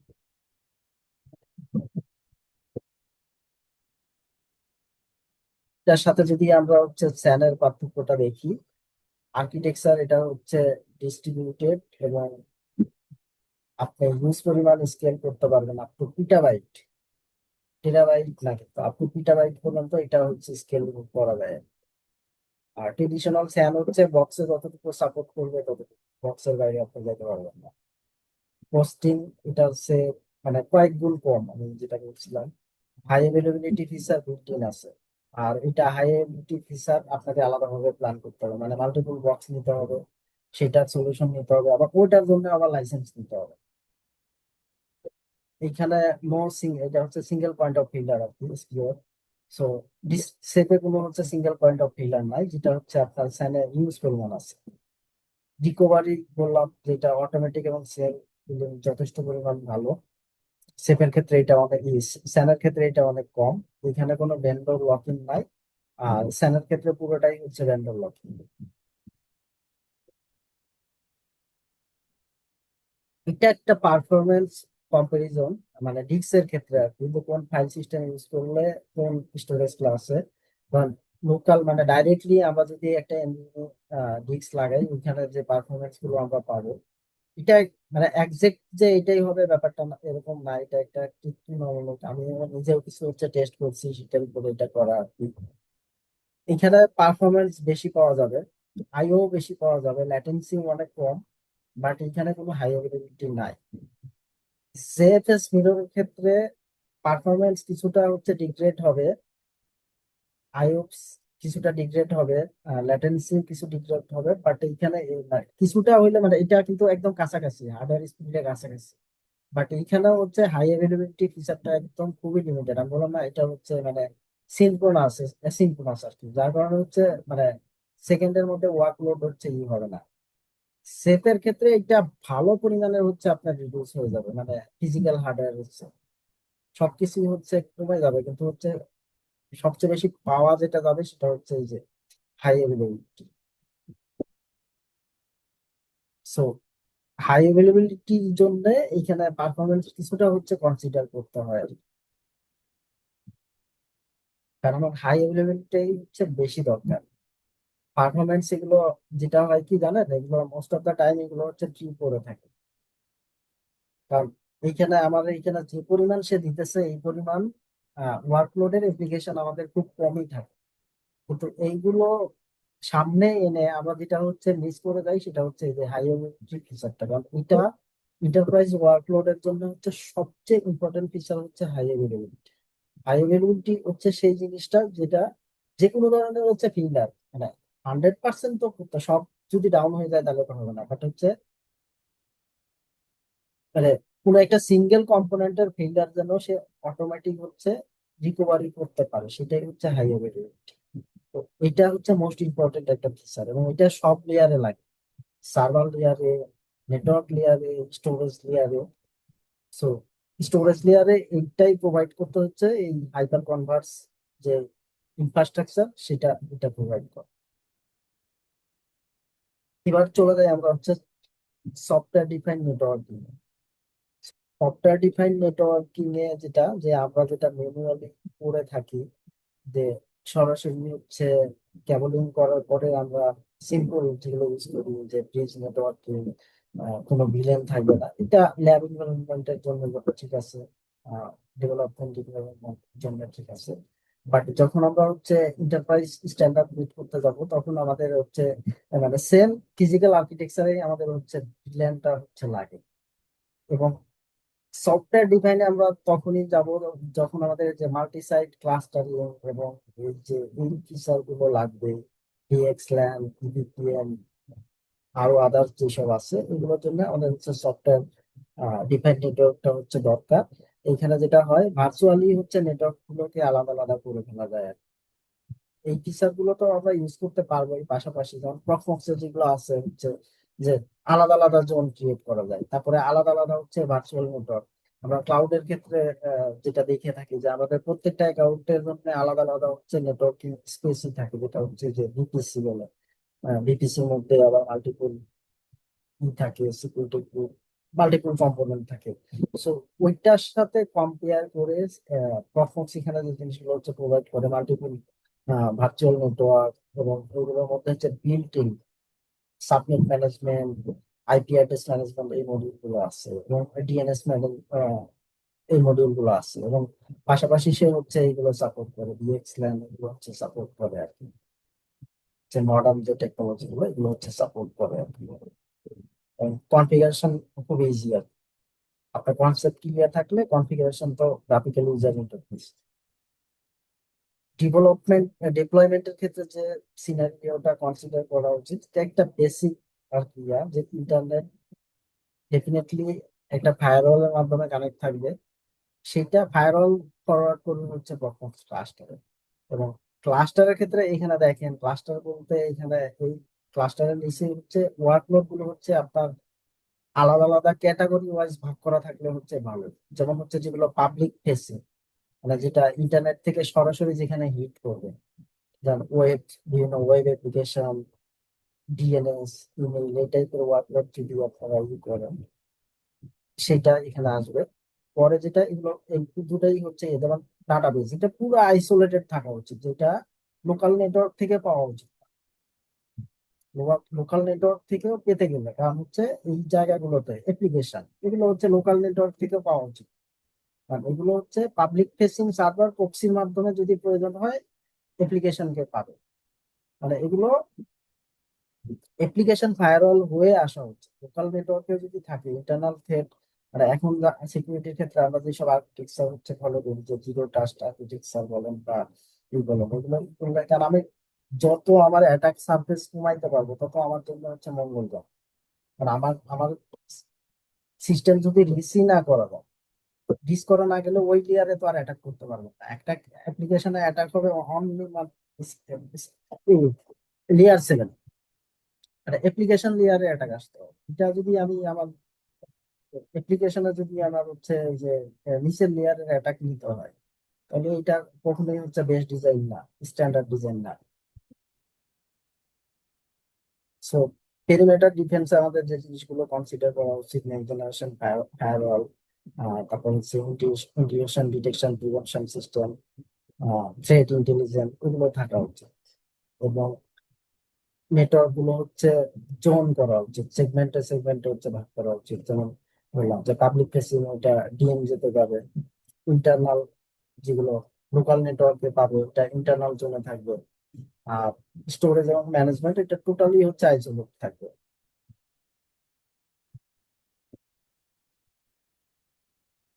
প্রক্সের বিল্ট ইন যেটা ফায়ারওয়াল, এটা 3 লেয়ারে হচ্ছে কাজ করে। একটা হচ্ছে ডাটা সেন্টার লেয়ার, লেয়ার 1 যেটা, এটা ডাটা সেন্টার মানে ফুল ক্লাস্টার ওয়াইজ এটা হচ্ছে কাজ করে। সেকেন্ড হচ্ছে নোড, মানে পার সার্ভার, এটা হচ্ছে কাজ করে। আর থার্ড হচ্ছে এর ভিতরে যে ভার্চুয়াল মেশিন বা কন্টেইনার কাজ করতেছে এটার উপরে হচ্ছে প্রফমক্সের ফায়ারওয়াল এখানে। বাট এটা ওগুলো কিন্তু হচ্ছে এখানে এগুলো কিন্তু হচ্ছে প্লেন ফায়ারওয়াল, মানে হচ্ছে আপনি আইদার অ্যালাউ করতে পারবেন অথবা করতে পারবেন, মানে পোর্ট, পার্টিকুলার পোর্ট ধরে অ্যালাউ ব্লক করতে পারবেন। বাট এটা নেক্সট জেনারেশন ফায়ারওয়াল না আর কি, যে বিহেভিয়ার অ্যানালাইসিস করবে, ইউ অ্যানালাইসিস করবে, প্যাকেট ইনস্পেক্ট করবে, এগুলো না আর কি। সে শুধুমাত্র হচ্ছে আপনার অ্যাক্সেস কন্ট্রোল হচ্ছে প্রোভাইড করবে, মানে আইসোলেট করার জন্য যা যা লাগে সেইটা এই ফায়ারওয়াল হচ্ছে provide করে। সো এটা হচ্ছে সিকিউরিটি বেস্ট প্র্যাকটিস হচ্ছে অথেন্টিকেশন এবং অ্যাক্সেসের জন্য। তারপর হচ্ছে যে মনিটরিং এবং অডিটিং এটা রাখতে হবে। সার্টিফিকেশন এবং ইনক্রিপশন, এখানে হচ্ছে built in let's encrypt support করে। তারপর হচ্ছে টিএলএস এবং হচ্ছে স্ট্রং যেসব অ্যালগোরিদম আছে সেগুলো এনক্রিপশন অ্যালগোরিদম, সেগুলো ইউজ করা হয়। নেটওয়ার্কিং এর ক্ষেত্রে হচ্ছে বেস্ট প্র্যাকটিস যে মাইক্রো সেগমেন্ট পার অ্যাপ্লিকেশন টায়ার, জিরো ট্রাস্ট, কিছুক্ষণ আগে যেটা বললাম। এবং যদি সম্ভব হয় অ্যাপারমেন্ট প্রোফাইল ওটা রাখা, ওটা যেহেতু দেখবেন এটা হচ্ছে অ্যাপারমেন্টটা হচ্ছে বাই ডিফল্ট থাকে।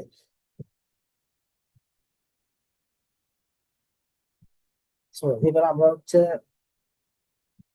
আরেকটা কম্পোনেন্টে চলে আসছি, সেটা হচ্ছে ডাটা প্রোটেকশন।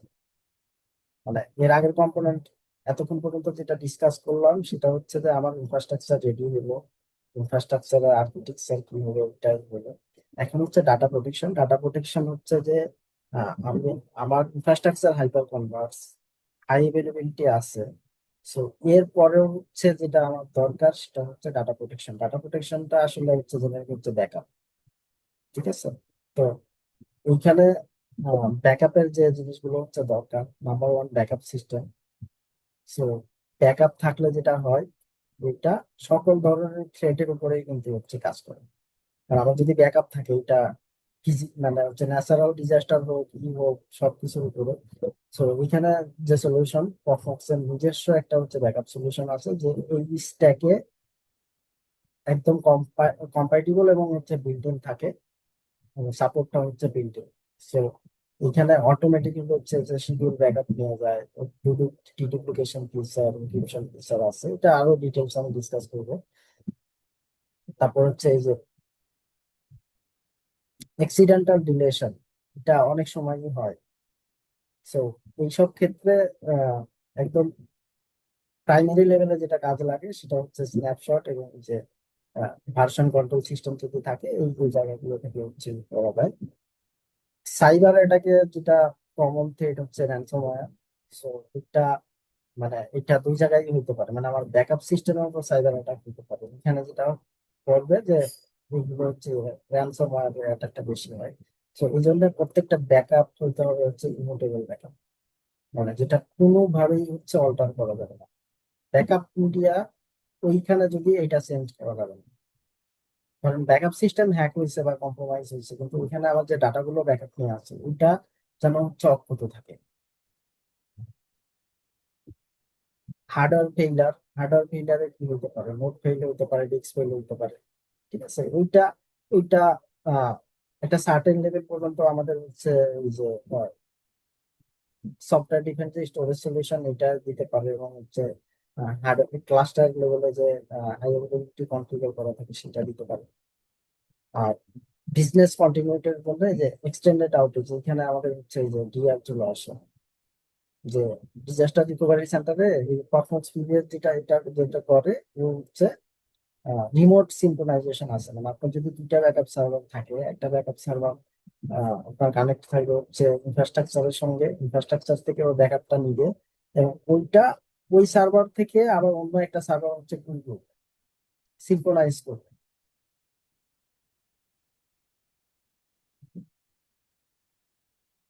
ডাটা ইন্টিগ্রেটের জন্য এটা আহ, অনেক সময় হচ্ছে ডাটা করাপশন এগুলোর জন্য হচ্ছে লাগে। এটা প্রত্যেকটা জিনিস হচ্ছে টিবিএস মানে পারফর্ম ব্যাকআপ সলিউশন এটা ভেরিফাই করে। আবার হচ্ছে সেপের মধ্যে একটা ফিচার আছে যে স্ক্রামের ফিচার, এটা দিয়ে এটা করা যায়। সো প্রক্সমক্স এর দুইটা ব্যাকআপ থাকে, একটা হচ্ছে প্রক্সমক্স ভার্চুয়ালাইজেশনের মধ্যে একটা ব্যাকআপ থাকে। ওই ব্যাকআপটা হচ্ছে অত বেশি হচ্ছে ফিচারফুল না, বাট হচ্ছে ব্যাকআপটা নেওয়া যায়। আর ডেডিকেটেড যে ব্যাকআপ সলিউশন, যে প্রক্সমক্স ব্যাকআপ সার্ভার বলে যেটা, ওইটা কি ফিচার হচ্ছে এই। আচ্ছা, আরেকটা এটা বলতে ভুলে গেছি, মানে প্রক্সমক্স এর আমার কাছে যেটা বেশি লাগে যে ওইটা খুবই লাইট ওয়েট। আর আপনি যদি হচ্ছে সম্পূর্ণ ভার্চুয়ালাইজেশনে কম্পেয়ার করেন, ওটার জন্য ম্যানেজমেন্টের জন্য আলাদা সার্ভার লাগে এবং সেগুলো হচ্ছে প্রচুর হচ্ছে স্লো, মানে রিসোর্স হ্যান্ডি আর কি। প্রক্সমক্স এর ক্ষেত্রে দেখবেন যে এটা মেগাবাইট অফ র্যাম দিয়ে এটা চলে এবং খুব ফাস্ট। এটার সব একটা বড় কারণ হচ্ছে এটা রাস্ট অ্যাপ্লিকেশনে বানানো। এটা হচ্ছে মানে খুবই ইফিসিয়েন্ট এবং হচ্ছে কি বলবো ওই যে সিপিইউ মেমোরি অপটিমাইজ একটা প্রোগ্রামিং ল্যাঙ্গুয়েজ রাস্ট। ফুল যতগুলো সলিউশন আছে পুরোটাই হচ্ছে রাস্ট দিয়ে বানানো। দ্বিতীয় হচ্ছে এই যে ইনক্রিমেন্টাল ফর ইউজার, মানে ওর যতগুলো ব্যাকআপ হয় প্রত্যেকটা ব্যাকআপই হচ্ছে ইনক্রিমেন্টাল ব্যাকআপ।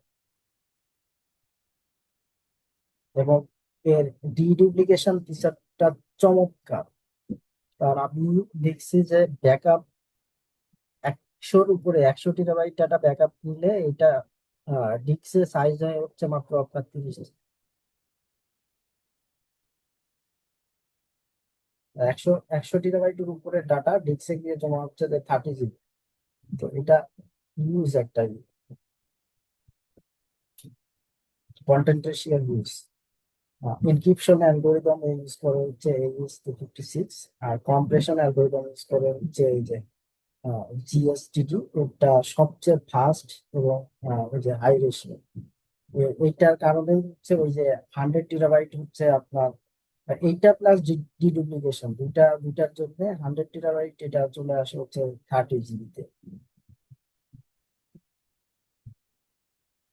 রেগুলার হচ্ছে ইন্টিগ্রিটি ভেরিফিকেশন হয় এবং অফসাইট সিনক্রোনাইজেশন, যেটা খুবই ইম্পর্টেন্ট আর কি। তবে যে পরে আমি আসতেছি 3-2-1, এটার জন্য এটা খুবই ভালো আর কি। এটা ডিফল্ট বাই ডিফল্ট হচ্ছে র্যানসমওয়্যার প্রোটেকশন আছে। এর কম্পোনেন্ট হচ্ছে তিনটা। সার্ভার কম্পোনেন্ট হচ্ছে যে সার্ভারে এটা রান করবে। ডাটা স্টোর হচ্ছে স্টোরেজ আর কি, যেখানে ব্যাকআপ গুলো হচ্ছে জমা হবে। এটা এই স্টোরেজ গুলো হচ্ছে আপনার মানে এটাকে অ্যাজ এ ভিএম হিসেবে রান করানো যায়, একটা ফিজিক্যাল সার্ভারে রান করানো যায়। সো ওই ভিএম এর যেখান থেকে স্টোরেজ দিতে পারবেন বা ফিজিক্যাল সার্ভারের যেখান থেকে স্টোরেজ দিতে পারবেন সেখানে এসে ব্যাকআপটা স্টোর করতে পারবেন।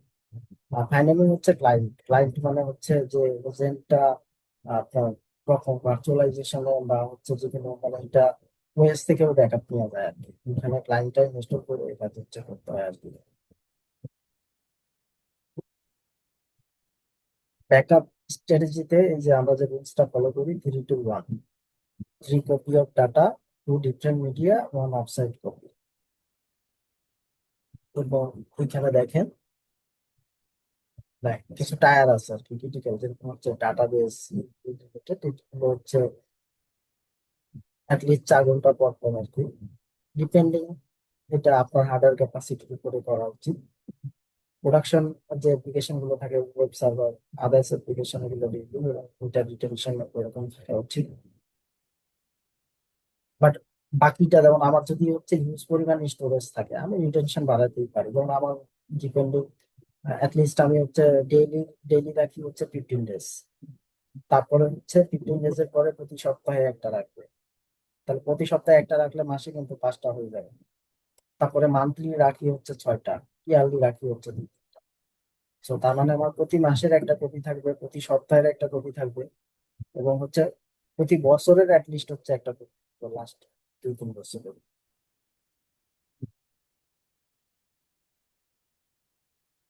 আচ্ছা, ডিজাস্টার রিকভারি ডিজাইনিং এর জন্য আমাদের যে জিনিসগুলো হচ্ছে দরকার, নাম্বার ওয়ান হচ্ছে এই যে স্টোরেজ সলিউশন এইগুলো, আহ, যেটা আমরা হচ্ছে সফটওয়্যার ডিফাইন করতে পারি এটা দিয়ে, সেট দিয়ে। এটা হচ্ছে ডাটা সেন্টারের মধ্যে শুরু হবে, দুইটাই তাই।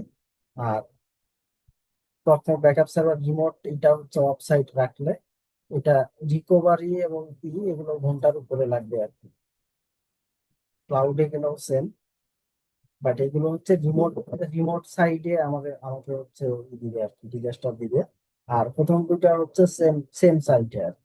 সেগুলো হচ্ছে রিকভারি ফাস্টার, বাট হচ্ছে এটা আপনার যদি পুরো ডাটা সেন্টারই শেষ হয়ে যায় ওইখানে আর সেভ কি করবে বলেন। তো এই জন্য হচ্ছে মানে দুই ধরনেরই হচ্ছে প্ল্যান করতে হয় আর কি।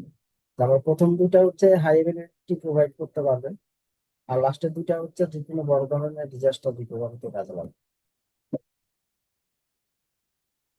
তো বাংলাদেশের কনটেক্সটে কিছু চ্যালেঞ্জ, নাম্বার ওয়ান হচ্ছে যে অনেক ক্ষেত্রে হচ্ছে পাওয়ার, যে ব্যাকআপের মাঝখানে হচ্ছে ই হয়ে গেছে। তো এই ক্ষেত্রে হচ্ছে এটা খুবই ভালো, প্রিভিয়াস খুবই ভালো, তো ব্যাকআপ ব্যাকআপের অবস্থায় সার্ভার যদি কোনো কারণে ডাউন হয়ে যায় এরপরে আপলোড ওইটা মানে ওই টাস্কটা আবার হচ্ছে রিস্টার্ট হইতে পারে, রিজিউম হইতে পারে, রিজিউম করতে পারে। কানেক্টিভিটি একটা বড় ইস্যু। আমরা যদি হচ্ছে মানে huge amount of data remote site synchronization চিন্তা করি, সেখানে কিন্তু হিউজ অ্যামাউন্ট অফ ব্যান্ডউইথের একটা ব্যাপার চলে আসে। সাপোজ ধরেন আমি হচ্ছে ঢাকা থেকে চিটাগাং একটা রিমোট সিনক্রোনাইজ রাখবো, অফ সাইট ব্যাকআপ রাখবো, তো সেই ক্ষেত্রে কিন্তু আমার হচ্ছে কানেক্টিভিটি একটা বড় ইস্যু।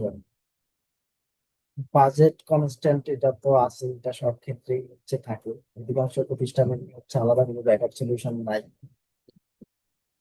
ছোট প্রতিষ্ঠানগুলো আর কি, এসএমই, এসএমই গুলোতে আরো যেটা প্রবলেম হচ্ছে আপনার রিসোর্সই ম্যান পাওয়ারই খুব বেশি থাকে না ওইখানে, একদম ফুল লো লেভেলের আইটি সাপোর্ট স্টাফ দিয়ে হচ্ছে প্রতিষ্ঠানগুলো চলে আর কি। আমাদের মতো প্রতিষ্ঠানে যেটা হয় এখানে সেন্ট্রাল স্ট্র্যাটেজি থাকে না। সেন্ট্রাল স্ট্র্যাটেজি বলতে এখানে ধরেন হচ্ছে মাল্টিপল ডাটা সেন্টার থাকে, মাল্টিপল ম্যানেজমেন্টের আন্ডারে, ধরেন প্রত্যেকটা ডিপার্টমেন্টের আন্ডার, তো সেইখানে সেন্ট্রাল কোনো পলিসি থাকে না। সেখানে সেন্ট্রালি ই করলে হয়তো এক জায়গা থেকে সব করলে যেভাবে হচ্ছে পলিসি নেওয়া যায় ই করা যায়, তো আলাদা আলাদা থাকলে ওই জিনিসগুলো হচ্ছে হয় না আর কি। আর পলিসির অভাব, তো আমি এটা বলছি কনসিস্টেন্ট পলিসি।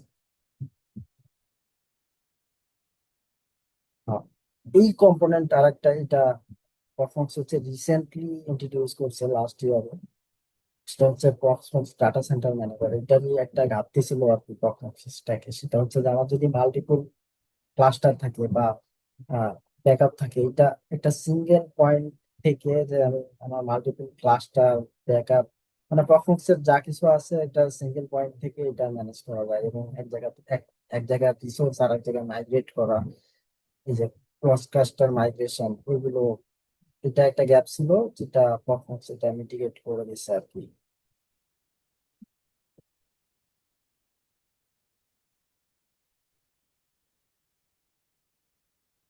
সো এখন আমরা একটু কম্পারিজন দেখবো। কম্পারিজন হচ্ছে যে বিভিন্ন ভেন্ডরের সঙ্গে যে এটা হয়। সো নাম্বার ওয়ান সলিউশন যদি চিন্তা করা যায় সেটা স্টিল না হচ্ছে ভিএমআর হচ্ছে এই স্ট্যাকের নাম্বার, বাট কস্টিং এর কথা চিন্তা করলে ওই যে ডাটা সেন্টার বিক্রি করে দেওয়ার মতো অবস্থায় চলে গেছে। সো এটা এখন আর মানুষের নাম্বার ওয়ান চয়েসে নাই। দ্যাটস ওয়াই নিচের দিককার প্রোডাক্ট গুলো আস্তে আস্তে এখন উপরে উঠতে শুরু করছে। হাইপার ভি, এটা মাইক্রোসফটের সলিউশন, এটা ভালো, বাট এটা এখনো হচ্ছে আহ, সার্বজনীন ইউজারকে কনভিন্স করতে পারে নাই আর কি। কারণ most of the data center হচ্ছে ওয়ার্কলোড গুলো থাকে হচ্ছে লিনাক্স ওয়ার্কলোড। সো তারা কেন কেন এখনো হচ্ছে মাইক্রোসফটে কনভিন্স না, মাইক্রোসফটের ওয়ার্কলোডের জন্য অনেকেই কনভিন্স, বাট লিনাক্স ওয়ার্কলোডের জন্য হচ্ছে অনেক ইউজারই হচ্ছে কনভিন্স না। ইভেন আমি নিজেও পার্সোনালি হচ্ছে অতটা মাইক্রোসফটকে ট্রাস্ট করি না। আরেকটা এটা নিউটেনিক্স, এটাও মানে নতুন আসছে বাট ভালো করতেছে আর কি, ওদেরও মোটামুটি সব সলিউশন আছে, বাট এটাও আপনার হচ্ছে ভালো মানে প্রিমিয়াম আর কি, ওপেন সোর্স বা কমিউনিটি বা কম টাকায় এরকম কিছু নাই। একমাত্র মানে মার্কেটে এখন একটাই সলিউশন হচ্ছে ফ্রিতে পাওয়া যায়, সেটা হচ্ছে টপনট, যার হচ্ছে সব ফিচার আছে। এবং চাইলে আপনি সাপোর্টও নিতে পারবেন, এন্টারপ্রাইজ সাবস্ক্রিপশনও নিতে পারবেন, মানে একের মধ্যে সব আছে। তো এই যে ফিচারের সাথে যদি কম্পেয়ার করা যায়, সব টপনটস হচ্ছে ভিএমআর এর সাথে মোটামুটি কম্পিট করে, বাট খরচ ফ্রি থেকে শুরু করে হচ্ছে ওর কয়েক গুণ কম। যেমন ওই যে কন্টেইনার সাপোর্ট আছে, ম্যানেজমেন্ট আছে, হাইপার কনফার্স কম্পোনেন্ট সাপোর্ট করে, সফটওয়্যার ডিফাইন্ড নেটওয়ার্ক আছে, ব্যাকআপ আছে, এবং এই যে হার্ডওয়্যার যদি বলি,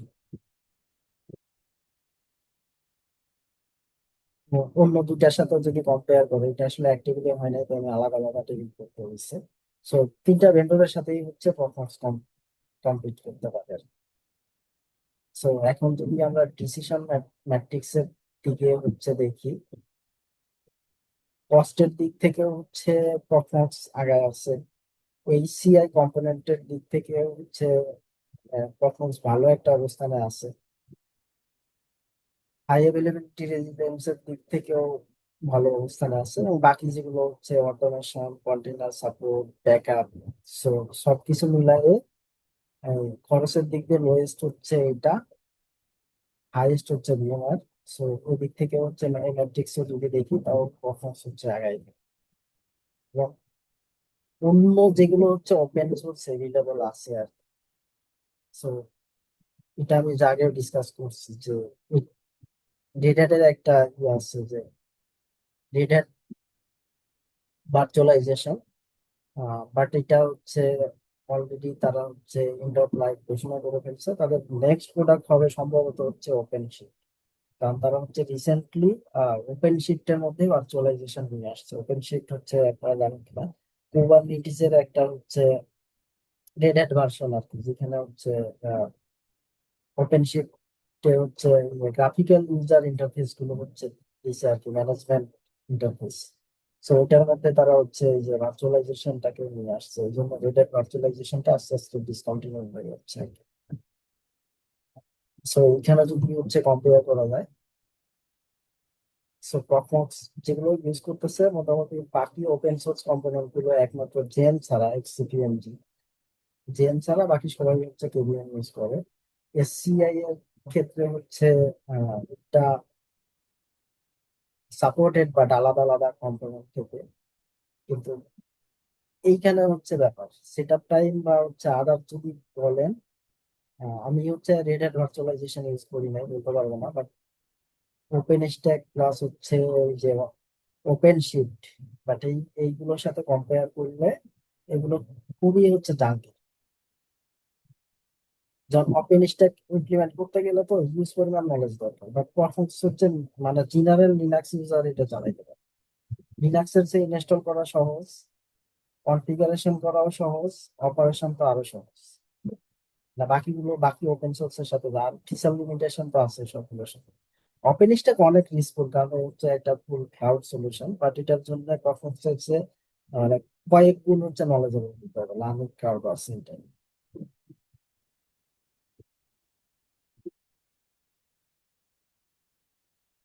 এটা আমি মনে হয় অলরেডি ডিসকাস করে ফেলছি, যে হার্ডওয়্যার কনসিডারেশন, এটা আমি আর ডিসকাস করবো না। এখন আসি হচ্ছে যে মিস্টেক গুলো আমরা হচ্ছে সচরাচর করে থাকি, কিন্তু আমি আগেও বলছিলাম নাম্বার ওয়ান মিস্টেক হচ্ছে যে নেটওয়ার্ক সেপারেট না করা, এটা প্রোডাকশনে অনেক হ্যাম্পার করে আর কি। আহ, তারপরে হচ্ছে যে কোরাম মিস করা, একটা দুটা ডিভাইস দিয়ে হচ্ছে ক্লাস্টার করতে চাওয়া আর কি। হাই অ্যাভেলেবিলিটি ক্ষেত্রে হচ্ছে এইগুলো কনসিডার না করা। তারপরে যে যদি একাধিক কম্পোনেন্ট আমরা হচ্ছে সেম হার্ডওয়্যারে নিয়ে নিয়ে আসি, ওটা আমাদের মাথায় রাখতে হবে যে ওইটার জন্য হচ্ছে আমাদের হচ্ছে সিপিইউ মেমোরি অ্যালোকেট করতে হবে। স্পেশালি হচ্ছে সেপের ওয়ার্কলোডের জন্য কিন্তু হচ্ছে সিপিইউ মেমোরি ভালোই লাগে আর কি। নেটওয়ার্ক তো লাগেই সেপারেট, ওটা তো বলছি আর কি, এগুলো আর কি। আর ওইটা আরেকটা ফিচার হচ্ছে আছে, যেগুলো হচ্ছে যে এক্সিস্টিং থেকে হচ্ছে মাইগ্রেট করা, মানে ভিএমওয়ার হাইপার ভি থেকে হচ্ছে পারফরমেন্স হচ্ছে মাইগ্রেট করা যায়। সো এই মাইগ্রেশনের রোডম্যাপ হচ্ছে প্রথমে হচ্ছে এগুলো অ্যাসেসমেন্ট করে হচ্ছে একটা পাইলটিং করা আর কি, একটা টেস্ট ক্লাস্টার করে ওইখানে দিয়ে একটা টেস্ট ভিএমওয়ার কে মাইগ্রেট করা, তারপর হচ্ছে প্রোডাকশনে যাওয়া। সো ওই যে বিল্ট ইন হচ্ছে কনভার্সন আছে আর কি। এটা কমান্ড লাইনেও করা যায়, আবার গ্রাফিক্যাল ইউজার ইন্টারফেস থেকেও হচ্ছে করা যায়, দুটা থেকে ভিএমআর এবং হাইপার ভি থেকে হচ্ছে ওয়ার্কলোড মাইগ্রেট করে নিয়ে আসে। তো আমরা মোটামুটি শেষ পর্যায়ে চলে আসছি। আমরা যেগুলো হচ্ছে ডিসকাস করছি এগুলো যদি সামারাইজ করি, আমি ভার্চুয়ালাইজেশনের প্রায় সবগুলো কম্পোনেন্ট নিয়ে একটা ডিপ আইডিয়া দেওয়ার চেষ্টা করছি। হাইপার কনভার্স ইনফ্রাস্ট্রাকচার জন্য কি কি কম্পোনেন্ট লাগে এবং এটা কেন দরকার, কিভাবে হচ্ছে এটা প্ল্যান করা যায়, এটাও ডিটেলে মোটামুটি ডিসকাস করছি। তারপরে software define network, high availability, security, backup, costing এবং ফাইনালি হচ্ছে মাইগ্রেশন। সো এই 8টা কম্পোনেন্ট নিয়ে আমি পুরো বিষয়টা হচ্ছে মোটামুটি কাভার করার চেষ্টা করছি। তো এখন হচ্ছে আপনাদের দিক থেকে যদি কোনো প্রশ্ন জিজ্ঞাসা বা আহ, আমি যা যা ডিসকাস করছি এটার উপরে যদি কোনো ফিডব্যাক থাকে বা অপিনিয়ন থাকে বা কোথাও যদি মনে হয় যে আমি বেশি বলছি বা কম বলছি বা ভুল বলছি, ওইখানে আপনারা আপনাদের মতামত শেয়ার করতে পারেন।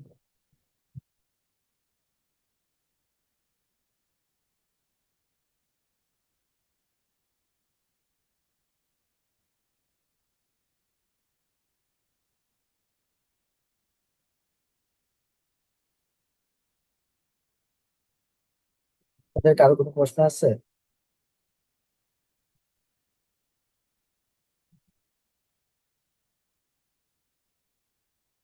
আসসালামু আলাইকুম।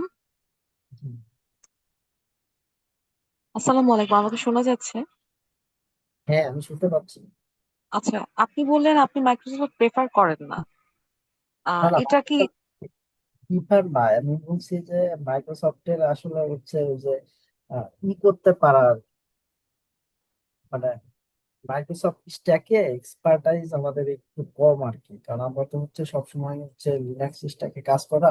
তো ম্যাক্সিমাম হচ্ছে এই যে ডাটা সেন্টার প্রফেশনালদের ক্ষেত্রে এটা হয়, যার কারণে হচ্ছে কনভিন্সের যে জায়গাটা, আর আমি যে জিনিস হচ্ছে ব্যবহার করি নাই, যে জিনিস নিয়ে আমার ভালো এক্সপিরিয়েন্স নাই, আমি সেটা নিয়ে আগাবো নাকি যেটাতে আমার একটা হিউজ এক্সপিরিয়েন্স আছে, আমি ভিতরে নারী করতে জানি না, সেটা নিয়ে আগাবো।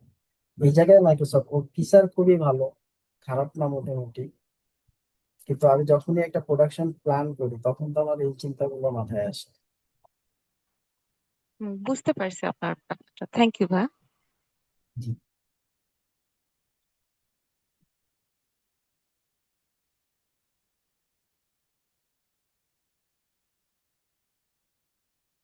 আর কারো কোনো প্রশ্ন আছে?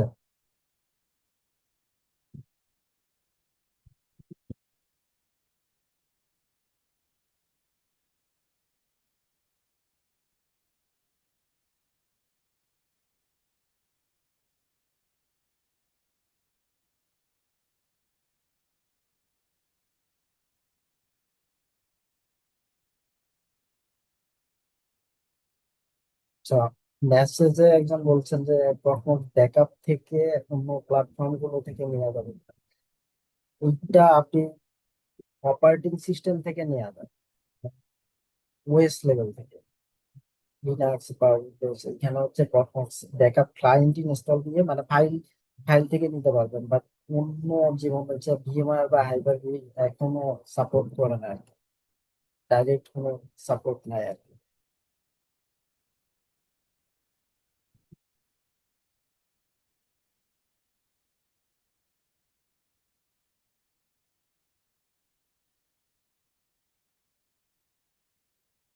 আচ্ছা, আমি একটু আপনাদের ব্রিফ দেখাইতে চাই। এই যে এত কথা বললাম না, সো একটা কিছু হচ্ছে না দেখাইলে কেমন হয় আর কি। এটাই হচ্ছে, এই যে এত কিছু বললাম সেটা। সো এখানে এটা আমার একটা ল্যাব এনভায়রনমেন্ট আর কি, 3 নোড ক্লাস্টার। আর তিনটা সার্ভার মিলে একটা হচ্ছে ক্লাস্টার। এখানে মোটামুটি সেফ ইমপ্লিমেন্ট করা আছে, তারপরে হচ্ছে ব্যাকআপ কানেক্ট করা আছে। তো এটা হচ্ছে এর ইন্টারফেসটা, মানে খুবই মিনিমালিস্টিক একটা ইন্টারফেস। তো ক্লাস্টার করলে দেখেন এই যে ক্লাস্টারের এইগুলো থেকে হচ্ছে ক্লাস্টারের ফিচার গুলো হচ্ছে দেখা যায়। আর আমি যদি একটা করে নোট নেভিগেট করি, যেমন এখানে দেখেন এগুলো হচ্ছে এক একটা স্টোরেজ আর কি। যেমন এটা এটা এই যে সেট, এটা এই তিনটা সার্ভার মিলেই হচ্ছে আমার একটা স্টোরেজ ক্লাস্টার করা আছে।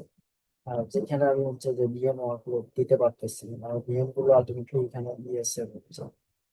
এটা যেহেতু টেস্ট ল্যাব, এটা খুব মানে মিনিমাম একটা স্টোরেজ দিয়ে এটা করা আছে। So, প্রত্যেকটা হচ্ছে 30 জিবি হচ্ছে ডিস্ক দিয়ে এটা করা, তো সব মিলিয়ে প্রায় 90 জিবির মতো।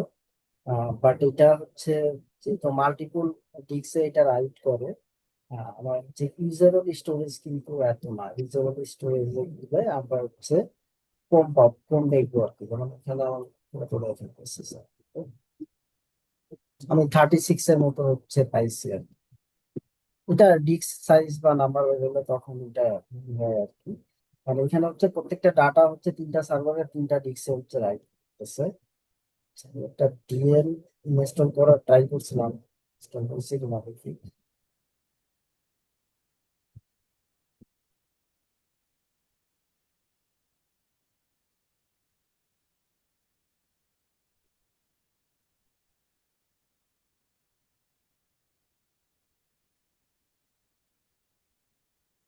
সুবিধা হচ্ছে দেখেন, এটা এই যে ইনস্টল চলতেছে, আমি চাইলে এই ভিএমটাকে লাইভ নাভিগেশন করে, এটা এখন আছে সার্ভার ওয়ানে, সার্ভার টু তে পাঠাই দিতে পারি।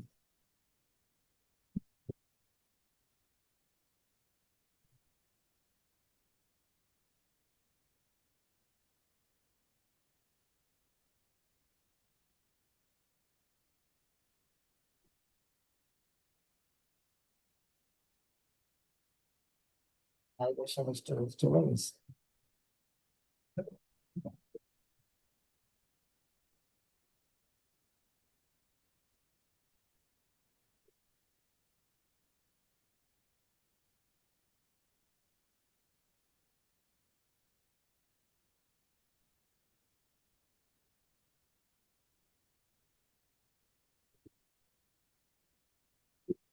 এর ভাই ইন্টারফেস তো মোটামুটি ইয়ার মধ্যে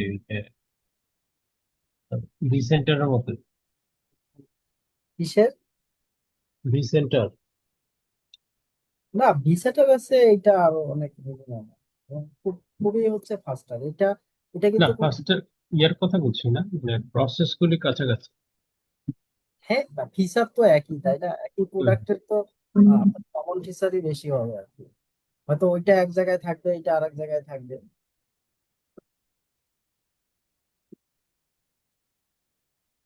অনেক কস্টলি, আমাদের প্রায়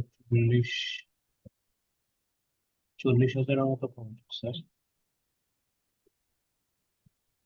কিন্তু এখন তো আবার ইয়ে আমি করেছে, এখন লাইসেন্সের আমরা জন্য ডিসকাস করছিলাম, সো আমাকে ইয়ারলি বাজেট দিচ্ছে $50,000। 50 ইয়ার 50,000। ভিএমএ। হ্যাঁ, ইভেন এই যে স্যানের কথা বললাম না, আমার স্যানের মেনটেনেন্স চার্জ হয়েছে ইয়ারলি $30,000। স্যামে কিন্তু ছিল না। স্যাম আমি একবার পরে ঝামেলা করলে। $30,000 দিয়ে যে জিনিস রিনিউ করবো, আমি $30,000 ইনভেস্ট করলে তো আমি হচ্ছে 50 টিরাবাইট স্টোরেজ বাড়াইতে পারবো। আমাদের ওই যে পার্পেচুয়াল নাই হচ্ছে আপনার কত, 40 লাখ টাকা, 40-45, তার মানে না, হচ্ছে যে। মেনটেনেন্স আপনার ওয়ারেন্টি পিরিয়ড এক্সটেন্ড করা যেটা, ও আচ্ছা। Hardware device. এই যে 3 নম্বরে চলে আসছে, দেখছেন? এবং এই যে যেভাবে ছিল হুম। ওইভাবেই আছে। এটা এটা তো ল্যাব এনভায়রনমেন্টে, তাই একটু স্লো। এটা প্রোডাকশনে 10 দিন নেটওয়ার্ক থাকলে এটা আসতে হচ্ছে 5 থেকে 10 সেকেন্ড লাগে। তো কোন ফেব্রুয়ারি হচ্ছে আপনার যে 10 দিন নিচে স্টার্ট করলে ইন্টারনাল কাজ করতে অ্যাটলিস্ট ভিতরে রিকমেন্ডেডই 10। না, 10 দিন নিচে রিকমেন্ডেড। আপনার আউটসাইডে যাই থাকুক, ভিতরে কি বলে এটাকে, পয়েন্ট টু পয়েন্ট 10 থাকতে হয়। আপনি ব্যান্ডউইথ এর জন্য 1G এনাফ। ইভেন 100 মেগাবাইট হলেও ওইটা দিয়ে আপনার প্রোডাকশন চলতে পারবে, বাট ইনফ্রাস্ট্রাকচারের জন্য 1G কোনোভাবেই হচ্ছে কনসিডারেবল না। সারাদিন বসে থাকবেন একটা।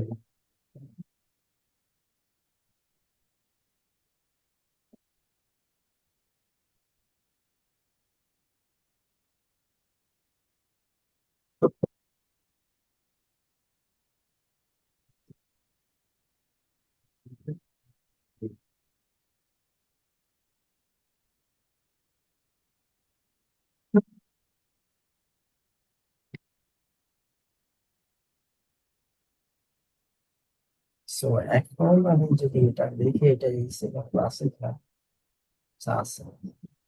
সো এটা এই যে 3 নাম্বার সার্ভার থেকে চলতেছে,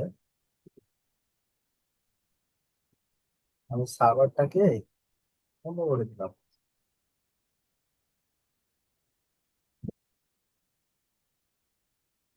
আচ্ছা, তার মানে হচ্ছে এটা আপনি ফিজিক্যালি অফ করে দিতেন। তো এটা সময় লাগবে, আচ্ছা, মানে মাইগ্রেশনে কোনো পিং লস হবে না, কোনো কিছু হবে না, বাট এটা সার্ভার ইয়াতেও ডাউন হয়। করলে সময় লাগবে 4-5 মিনিট। একে প্রথমে যে রেড ডিক্লেয়ার করতে হবে, সার্ভার থেকে তারা এখন রেড ডিক্লেয়ার করছে ক্লাস্টার থেকে।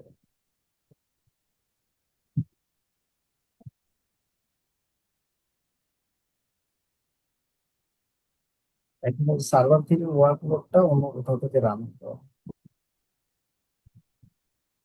যদি এটা শাটডাউনের সঙ্গে সঙ্গে এটা অটোমেটিক শাটডাউন হয়ে গেছে।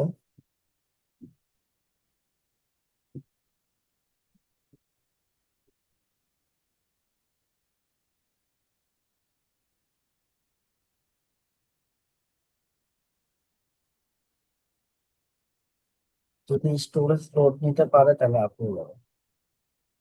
এটা ডিগ্রেড হয়েছে তো এমনি জায়গা অনেক কম দেয়া।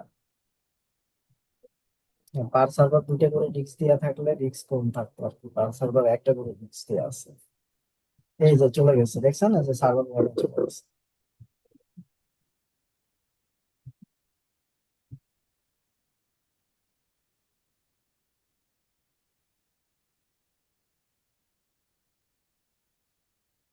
স্টার্টও হচ্ছে।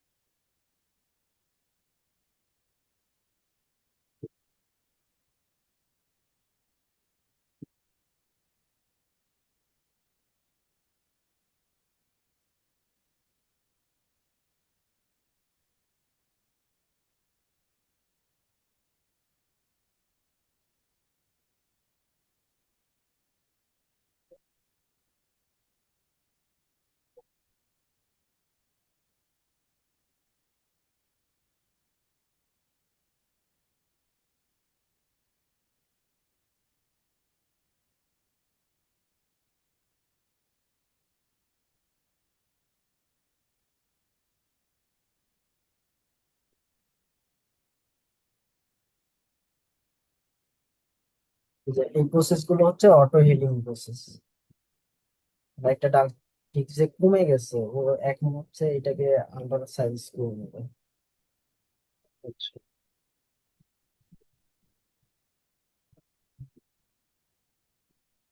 সার্ভার যদি আপ নিতে না পারে এটা হচ্ছে স্টোরেজ ইস্যু, কারণ আমি হচ্ছে মানে ছোট ছোট সাইজের হচ্ছে 3টা ডিস্ক দিচ্ছি, 30 জিবি করে। তারপর কিন্তু কই পাইছেন এখন আছে যদি? না এটা তো ল্যাবে বানানো। আচ্ছা, না ওই এটা একটাতেই 3 ভাগ করছেন নাকি আবার? না না না, এটা ভিএম এর মধ্যে রান করতেছে। ও আচ্ছা,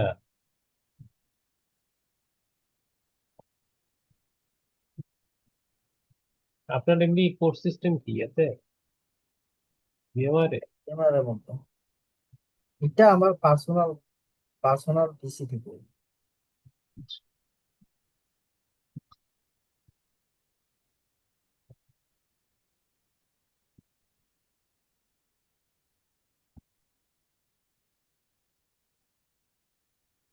আমার মেকানিজম কাজ করছে, এটা ইস্যু হচ্ছে হইতে পারে ওই ডিস্কের এটার কারণে। নোটটাকে আপ করে দিলে এটা আবার হচ্ছে ডিস্ক পেয়ে গেলে এটা ঠিক হয়ে যাবে। মানে এখানে হচ্ছে আপনার ডিস্ক স্পেস ইয়ে করতে পারছে না, না অ্যাকোয়ার করতে পারছে না। হ্যাঁ, কারণ হচ্ছে ওই ডিস্ক আন্ডার সাইজ হয়ে গেছে না, কারণ হচ্ছে ডিস্ক হুম, এটা আপনাদের আরেকটা জিনিস হচ্ছে বোঝানো হয়ে গেল যে প্রপার ক্যাপাসিটি প্ল্যানিং না থাকলে আপনি কিন্তু সবই দিচ্ছি, আমি দুইটা করে ডিস্ক দিলে এই ফেলটা হইতো না। কারণ তখন আমার হচ্ছে ছয়টা ডিস্ক থাকতো, ছয়টার মধ্যে দুইটা ডিস্ক ফিল হতো, বাট তিনটার মধ্যে একটা ফেল হয়েছে। এটাও দিয়ে দিবে কিছুক্ষণের মধ্যে দিয়ে দিবে। আর ও তো প্রসেস করতেছে না, এটা শেষ হলেই দিয়ে যাবে, এই প্রসেসটা শেষ হলেই দিয়ে যাবে।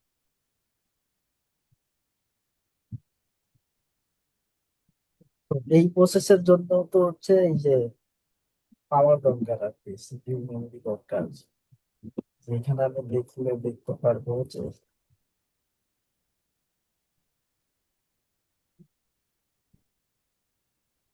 এটা করতেছে প্রসেসটা, সার্ভার টু এখন এটা প্রসেস করতেছে।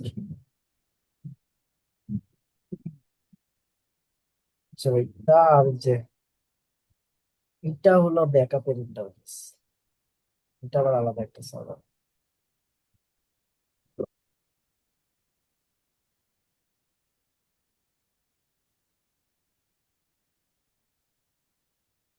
ব্যাকআপ সার্ভার ওটা আবার ইয়া মানে কোন প্ল্যাটফর্মে? এটা আলাদা, ব্যাকআপ দিলে ব্যাকআপটা হবে হচ্ছে এগুলো থেকেই পাঠাইতে হবে। আর আমি এই আচ্ছা গেমটাকে হচ্ছে ব্যাকআপে পাঠাইতে পারি, যে ব্যাকআপ। আচ্ছা, এখানে কি ইয়ে করবে, অ্যাক্রোনিক্স কাজ করবে কোনো ইয়ে দিয়ে দিলে, ক্লায়েন্ট দিয়ে দিলে? না না, প্রক্সমোক্স থেকে ক্লায়েন্ট লাগে না তো, এখান থেকে ক্লায়েন্টের দরকার নেই। ক্লায়েন্ট না লাগে আমি, হচ্ছে ভিএম এর ভিতর থেকে, আমি তো ফুল ভিএমটাকেই ব্যাকআপে দিয়ে দিতে পারবো। না আমি এর এই যে ডেটা সেন্টারের এইখানে ইয়ে দিব একটা, কোনো একটা এই যে অন্য ব্যাকআপের স্টোরেজটা এখানে অ্যাড করা আছে বুঝছেন। আচ্ছা, সো এখান থেকে আমি যে কোনো ভিএমকে হচ্ছে ব্যাকআপে দিতে পারবো। আমি সেটা চাই না। এটা হলো আমি ভিএমটাকে রিমোট স্টেশনে রাখবো, বুঝে দিচ্ছে এটা দেখছেন। অন্য প্ল্যাটফর্ম আবার হইতে ধরে পারে। ফেলছে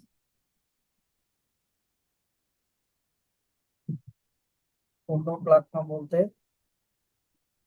লাইক আপনার অ্যাক্রোনিক্স টাইপের কিছু হইতে পারে, যে আমি এখানে ক্লায়েন্ট দিয়ে দিলাম, সে আমি যেটা যেটা বলবো যেভাবে প্ল্যান করে দিব সে ওইভাবে না না, পাঠাবে, এই যে একদিন সাত আপনি দিন তিন হচ্ছে দিন ব্যাকআপের ক্ষেত্রে দেখেন, ব্যাকআপের সলিউশন যেটা তার ক্লায়েন্টই লাগবে, অন্য ক্লায়েন্ট দিয়ে তো আপনি পারবেন না। আচ্ছা,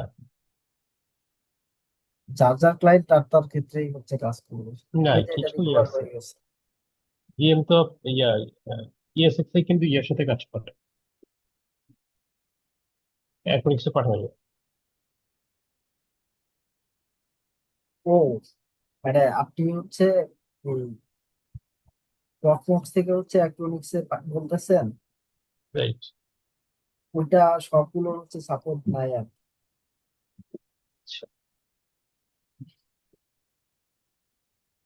সো মোটামুটি আপনাদের একটা ওভারঅল দিতে পারছি। আচ্ছা, এখন হচ্ছে এটা যেটা করা, অনেকেই হচ্ছে আমাকে ট্রেনিং এর জন্য রিকোয়েস্ট করছে যে, সো আমারও একটা প্ল্যান আছে, সেটা নেক্সট মান্থে হইতে পারে। এই যতগুলো কম্পোনেন্ট নিয়ে ডিসকাস করছি সবগুলো কম্পোনেন্ট, মানে যেগুলো থিওরি ওগুলো তো থিওরি, যেগুলো প্র্যাকটিক্যাল সবগুলো কম্পোনেন্টের একদম step by step hands on নিয়ে হচ্ছে একটা ট্রেনিং প্ল্যান আছে। সো আমি আপনাদের মেইল অ্যাড্রেস যেহেতু আমার কাছে আছে, আমি মেল করবো। বাট আমার ভাই কাউকে ফোন টোন করি না। তাতে যদি 5 জন হয় 5 জন, 10 জন হয় 10 জন, 15 জন হয় 15 জন। আমি এর আগে অনেকগুলো হচ্ছে ট্রেনিং কন্ডাক্ট করছি এভাবে আর কি। মানুষকে ফোন দিয়ে বারবার ডিস্টার্ব করা, বিরক্ত করা, এনকারেজ করা, এটা আমার সময় এবং পলিসি কোনোটার সাথে যায় না। So, আমি মেইল করবো, মেইল আপনার যারা ইন্টারেস্টেড তারা হচ্ছে জয়েন করতে পারবেন আর কি। ঠিক আছে, আপনাদের অসুবিধা আরো, নেই, ওইটা যে কোনো একটা ইয়েতে অ্যানাউন্স করে দিন, হ্যাঁ ম্যাচ আমি করলে পোস্ট করবে করবো। সমস্যা নেই। পোস্ট করবো, ইমেল করবো।